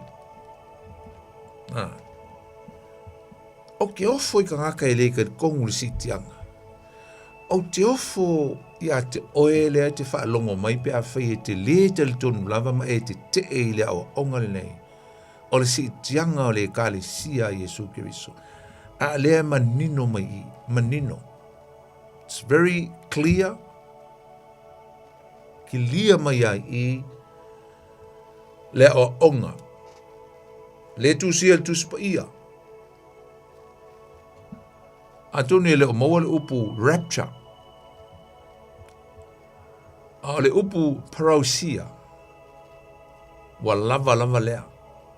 E whaawinga ina ai le toe fio mai o Yesu. Ai wheiloa i ma le au pa ia. Tangata o lo whioti, tulai mai o lai whiola, toe whiola mai a o tangata tele tonu. Whaatasi ma tangata tele tonu e ola pēle, teimi leo le a whio mai Yesu, teimi le numana. Whamai lea, ona whaafua sei lea, ona ave ina e lātou iau. Whamai a, e whetaiai to meet with Christ. Well, lon fai boi ponga lenga o tala noa atu e ane le lama le tusi ai, e feso o mtau poe lima. Tu ina atu e ia o ia te ia o le kale sia e mama, e leise ile, e leise pona, taimi tonu lava le nā, taimi o le feilo a inga, a le whaato a whaiawa, e ele ingoa Yesu, e whaingoa ia Yesu, o ia o le whaato a whaiawa. A e whaingoa fo ile kale sia o le asau e vatu ea, e whaingoa o le whaato a nofotani. Po le whawhine, po le kālesia, lango le ata leo le kālesia a Yesu, o lea iai whaalilo lilo le lo langi nei, o lea, o le whawhine, ia po le tau pou, e mama, e pa ia, tā pena, ma saunia. Ma o le sitianga la, o le vaenga mua lea o le meta, o le sauninga, ua whaingoina o le a fio whaalua mai o Yesu Keriso. So this is the first part. Vaenga lea. Tātou te tala noa I steimi po le vaso le la sau nei. Whamānula ma le leia. Le ese senga o mei e lua. O le fio mai o Yesu, le si tianga I amela nei ka le sia. Ma le fio mai o Yesu, ma tu vai e whai mea umayana o te whamatala inan le la. Ala te tala atu le tātou le ngalanga leo, vai atu to e sifuru 5 minuti. Tono e inisi o fia walau mai fo iso fina ngalo, pe fo iso fisili. Ia fso so ni mai le tātou mta upu. Vai tina atu le amano le malo le tunu, le fiafi e mai se tātou. Ia, le wa, sau tātou walau momua. Ia, patalo fatu le tātou walau, talofa. Talofa poni. Talofa lawa, Antonina. Ia, o mai oi. Ilo le manuia whaftai watu lau sunga. Lo lava. Whaftai tele mo le mata upu maana i ene tula le apia. O toe wha manatu ma le mata upu wale henta noa mua mua. Ia leo te titilo tila o apile entusi ai. Ia. Maana i a tele o toe wha manatu a tili mo i eile mata upu olo. Tato to i ai fo nei tula le. Ia le. Ia fiafi i ele ali. I mea umalawa whamanatu mai lea fionga lea tua. Ia oa moni ai o leo whaamutala tala atili mai. Ia ale wang tau maua i ele malamalama anga mua fo ili talino anga mua le na. Au mai ai fo ili whaalinga spulu iwa. Ia lea au mai ai fo ili tusia na whaamutala ele. Mua te sarondia ia mani e feso. Le usu tuatu i ai o le fitau le ia. Tau i le ia. Ia, malo lava poni. Aftai. Ai mo tato ko kalame, ana pia mo moli atu lo wanga aftai tu sole pese. Ia. Ia. E uma ka ko sau, fa pia sau. Ia se uma ka ku le ka mo mo ka ko pes fa le nga. Ia ka ko le ka ko pes o fu. Ole mea no fia le pese tu afi. Tau le pese male mata upuna na fa ai tato ko kalame. Ia. Ele vai a solna o fia fafta ia tu a wale se taimi a fafta i tele lava poni e inisi o fia manao e vai a tu ni la tu manao vai a manu ia tele lava nei a fia fafta i tele alo fa tele atu fionga le tu a fafta i lava mo fa manianga ia alo fa ia ia manu ia pero ele vai a so Antonina ia fa pe foi sau lo tu mai foi ia pase fu Antonina. Talofa le statu lau, talofa. Talofa poni. Talofa. Tulepa. Oi, talofa tui. Ya, sau no mai. Afoi. Poni se avatu pel mai la uia su enga pe poni pe tu so mo fina ngalo. Fa mai la u me la uia su fa mai u mo lo city anga. Amata lo tribulation period for 7 years. Ya, naile i o ti ta tolna. Se fa la pepe sa ola umele fai fa me umolo tribulation period a few mo lo Yesu ma tangata ina o sitianga yes data mo peteru lu peteru ta o tolu o se fudu ia ia ala fa o mutiela lo ntuai yafi na tonu la anyway na mata lo le na rain Yesu mo la fita usanga e lo kasa tani mo la fita usanga na tonu la fa dinga lu te fudu e mo lo la le fita usanga ia fa mai ko kakala mai lo saka ni mala ko ye isa lagi ko mai ko faile si au la uri ha dinga ko fo e so faile so le mo fo a so la fi mai langi mu mai la ko yes o na la mo lo fa lu Manaya so esa ngambia ngaya nga tonwa mo nga taro ka pa il va so le nga nga yo nga we mai el ne fiafi manaya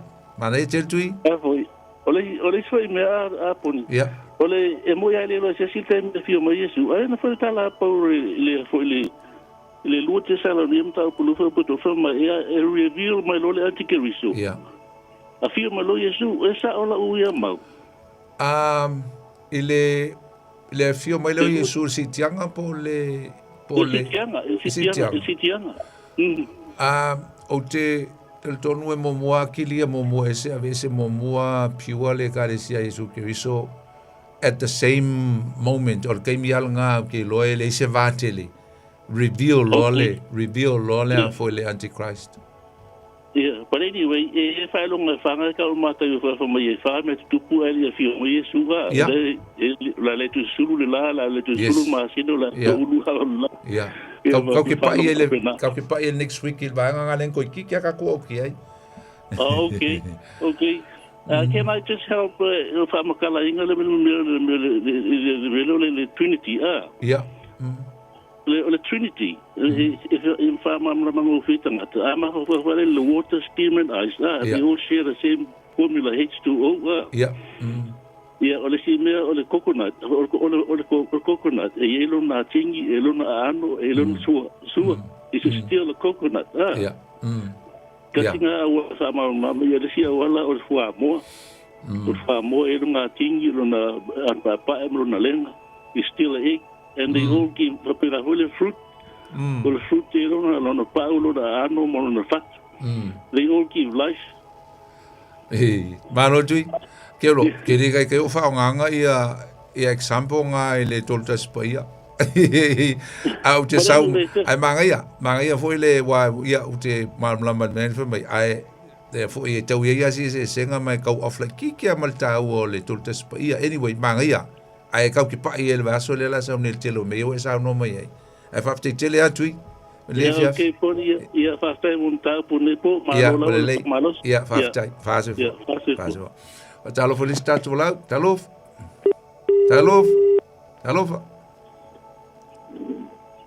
Talov. Nobody. Oi. Jake. So vai ser body ko te pero ai. Sa ole e fai me al makwai kan vaso ken. Sa fal mat maliu. Ya vi le o mo nei lao. Para cara kwaringa si por acha ko. Ba ele ka ko faso poni maka kware eu o faço muito foi pelo que vai com ele que eu me moveu com muito e como vai mas foi era coi famanga com mai pena foi mo no era ka com ele o soi ele famanga com mai tu é um lolo onge pelo onge boiro kai longo para Bakaria ia be sitting ang kau. Lau a Jake. Pulale no tangante, pulale me orto. Poni mai le bail ba. Afkair so mol pisere ale. Le mau pulem tu mo. Sorry. Okay. Rap foi o sumari. Ai kangoi ko anga e sia ku kapis. Eu sei qual mole malo como ia a ficar por ni mole faço rinha fia tá tu fila ele vai so Jacopo aqui vai pouco vai falar um vai ia ole lei que lo é malolo au pe malolo si fi vaso já so oi las coma el angin bakangi era que linge se compre ai que wangi que o falei com o le si finga ya lo faccio Jacopo lei lo fa alova tatu oia on te mo lista tu valau ya le mo la no te tia o mo tatu Jamie e se o fia valau mai tatu o me foi fai unga male ya ole si wil tatu programma l'infia fia moli tu lava le nganga fa te tele il tatu tu no me se foi le tatu maftanga ya ole tatu mta upu ya na es el tau tele o me foi in sa no me tu lepa ele yo ga tu lepa le fiafi manaya de hotel nisi mea ia ole a tatu ia i le vai sfo ele tatu mta upu fa solo le tatu te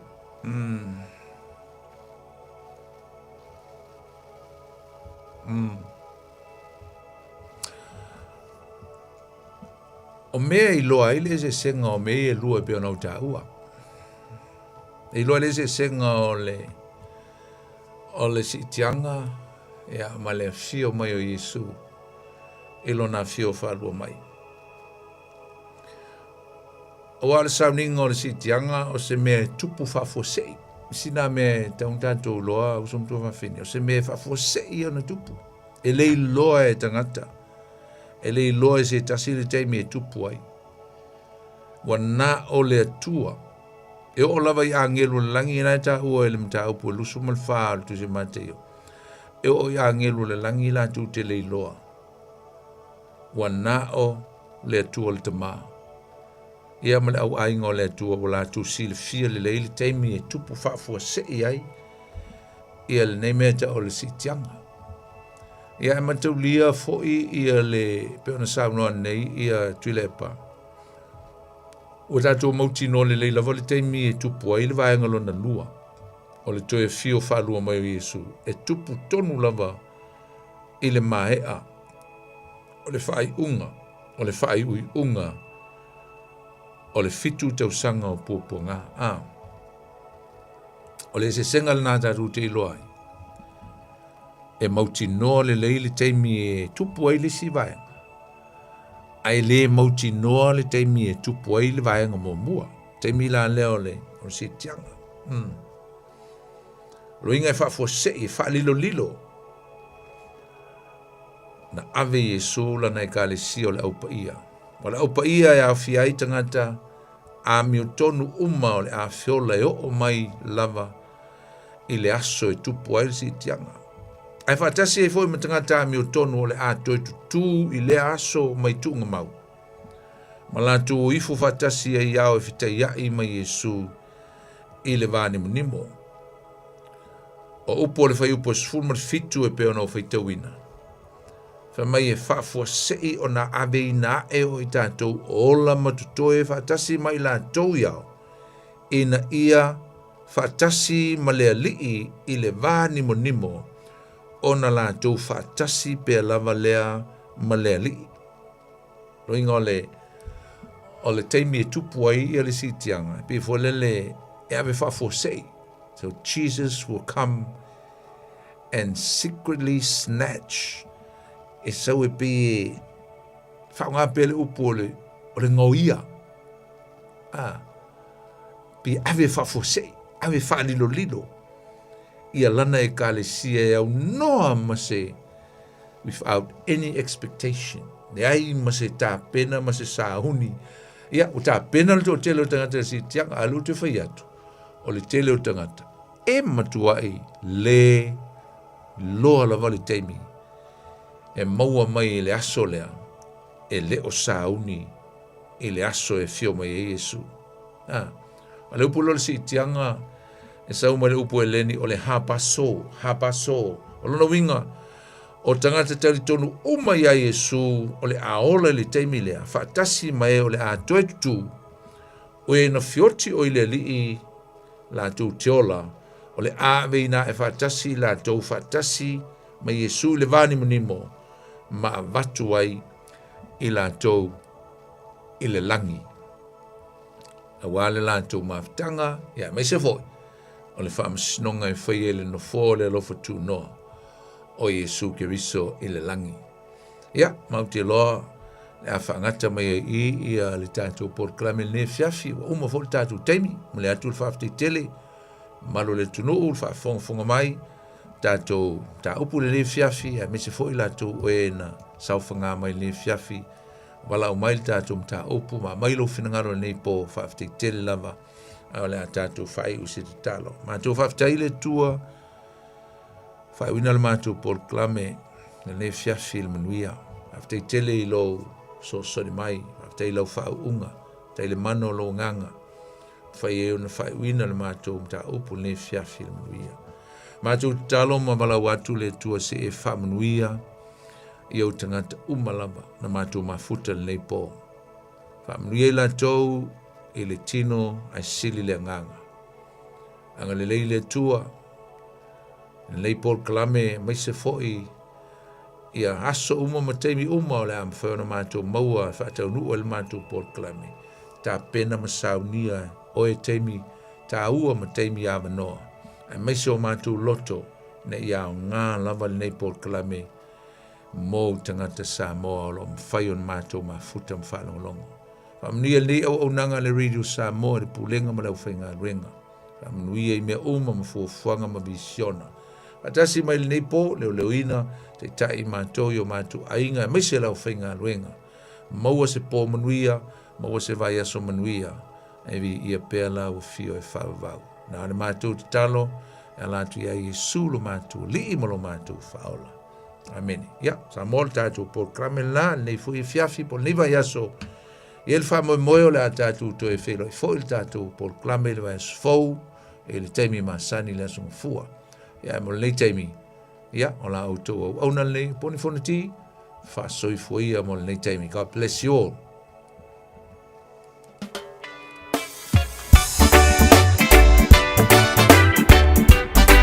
Faço um feito, ira bate o teu lima o teu luma, babatu live inga ile tua, sawia, ina bate o teu lima, o teu luma la, malevi inga, ia alalanga tuia, ile tua le tama, alanga baleleo olisa oloto.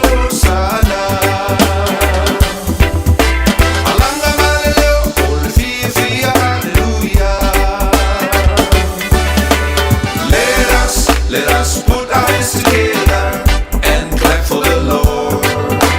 Clap, clap, let the praises go up now from the house of God. Hands up, all you people who believe in Him. Give our hands for the Lord. Shout to the Lord, sing Jesus, hallelujah. Clap, clap, sing Jesus, hallelujah. Best celebrate the phone. Il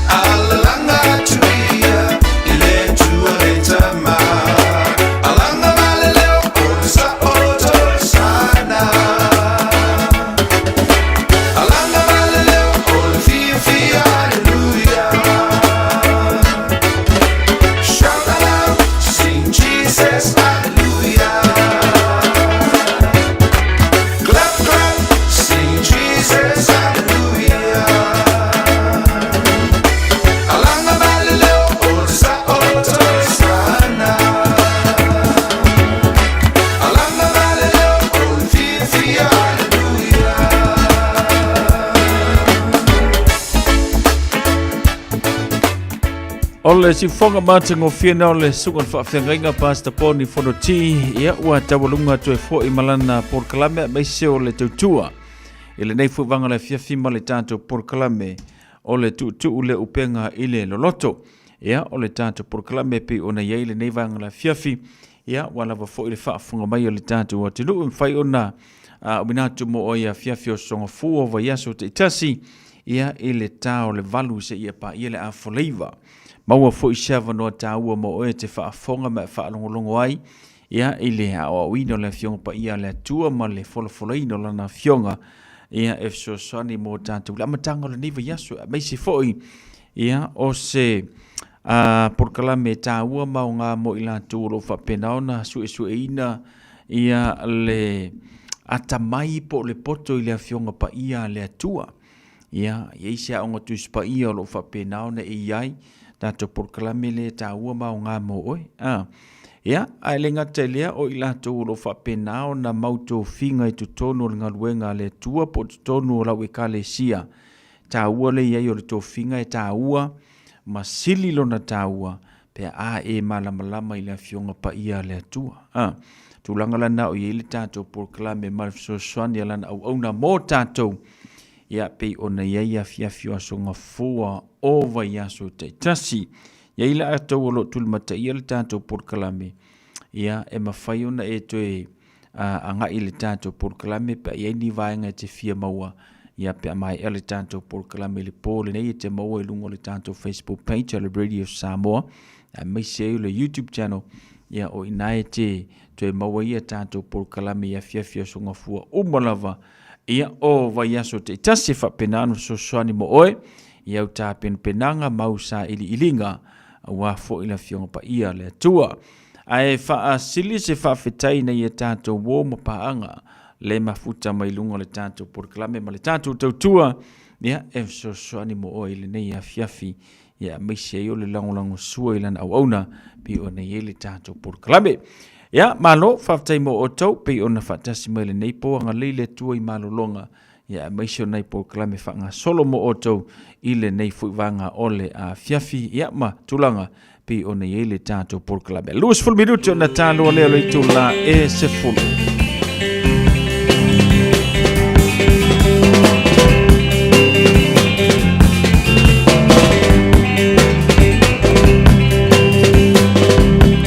Yo Samoa whapangai Mai ngā singa wata wasoa Wata mawas tau mawhai mai le nei ua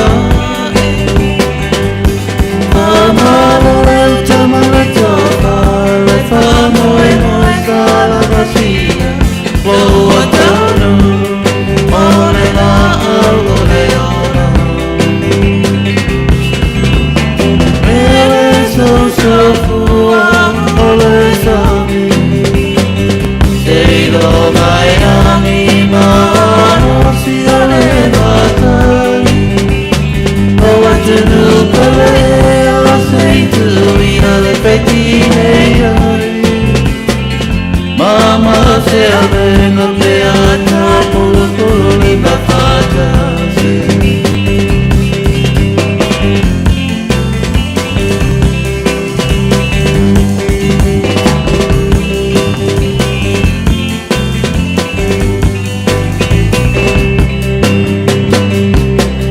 Tatina peoni o fia te tua whae aina si o tatua tiro Wale tu ua noina ne ala whae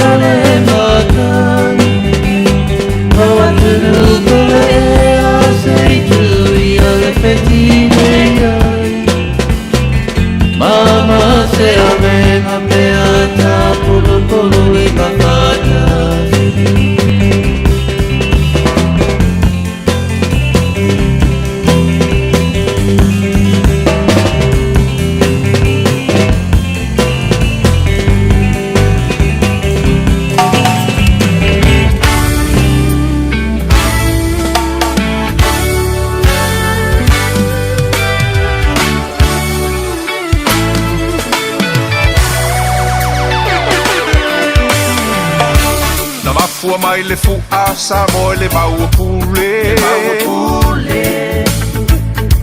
Ona i o tatua a na masa o lātou toto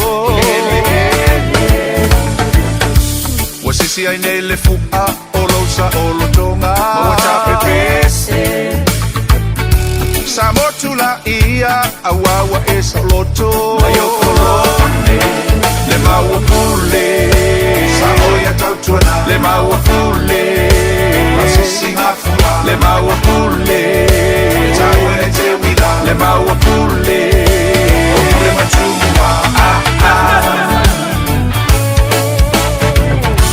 La tula e mai le toa le matai sa la fai Sa potula fai Mula ulula waki le tasiva o malu Marifono a matai Se fai se fuanga I pulenga asiamani Wa pule whasau ai Samoa ele suia o loula vatofi E mai e matai Le maua pule Samoa tautuana Le maua pule Masisi ngafua Le maua pule Tau e te wira Le maua pule O pule matumua Le maua pule matumua Sa tupu lau alola Le mau alau aki Le maua Samoa Ua whapango tai O ia I Michael Nsia Malona inga Se talo whaela waki Awa e tele I toi te pā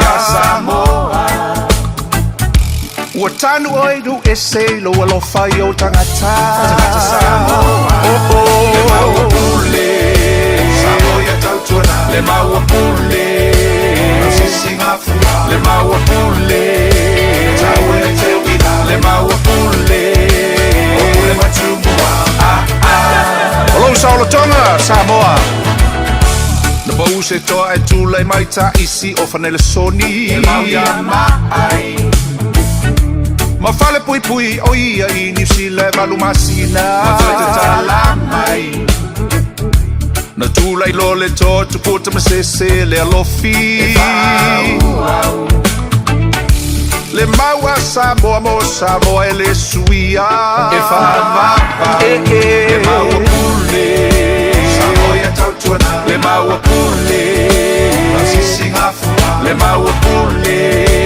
Tau e te wira Le maua pule O pule matumua Talo whai o tatou tua Na tula e mai New Zealand E suia siamani E whai le pule sawa Sa vale file mutupua I le solo ale mau Ai whanai ina Tukuta msese le tolu O se aso tona I uli uli Lua valu o te sema Te sima lua iba Ua tangi ai le fatu ma le ele o tama sese Le maua pule Samoa tautuana Le maua pule Sisi ngafua Le maua pule Tau e te wira Le maua pule O pule matumua Samoa tulai mai O toi upune tama sese Na whai atu ia Samoa E fifi le mu Awane toi mau maua O se ola ai ave lo ola Lo atu nu Ia tau wha amanga lo atu Mana tua oa oa onga Ia a Yesu Va aila ia lau fu'a Samoa ua sau te wila Loto wha amanga lo Le maua pule Samoa tautuana Le maua pule Sisi ngafua Le maua pule Tau e te wila Le maua pule O pule matumua O le maua pule matumua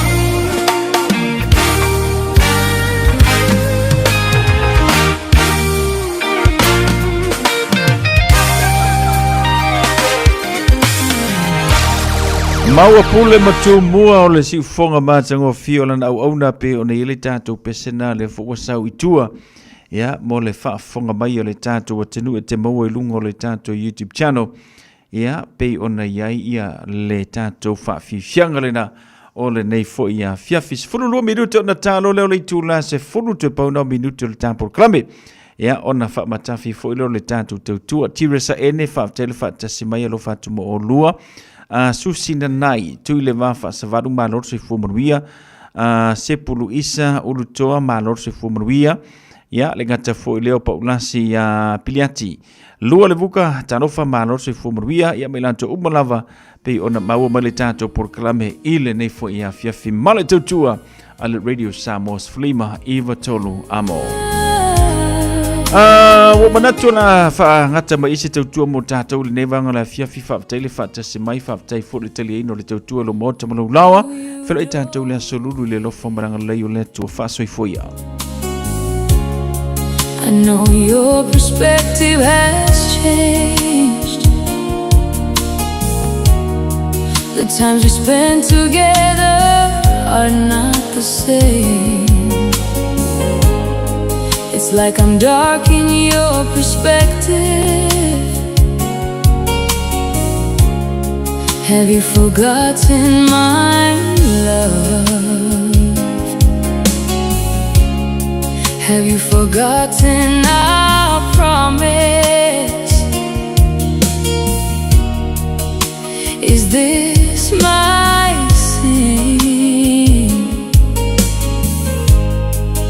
that you ignore me?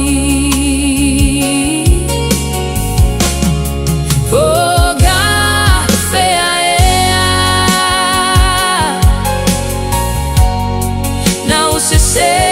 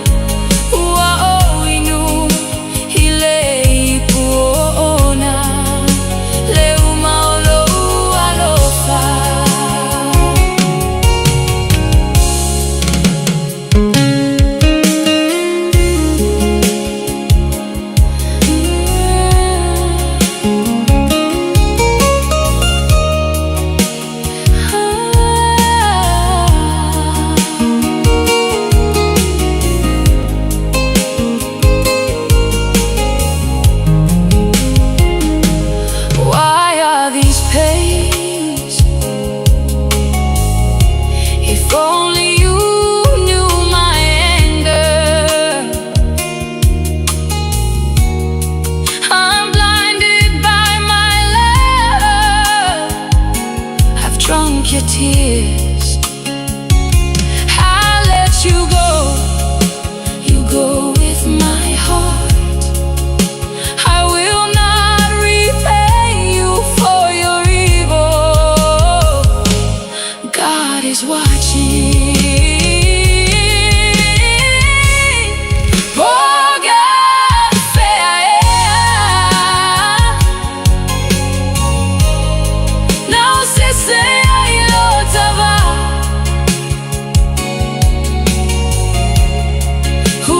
Diva o lagona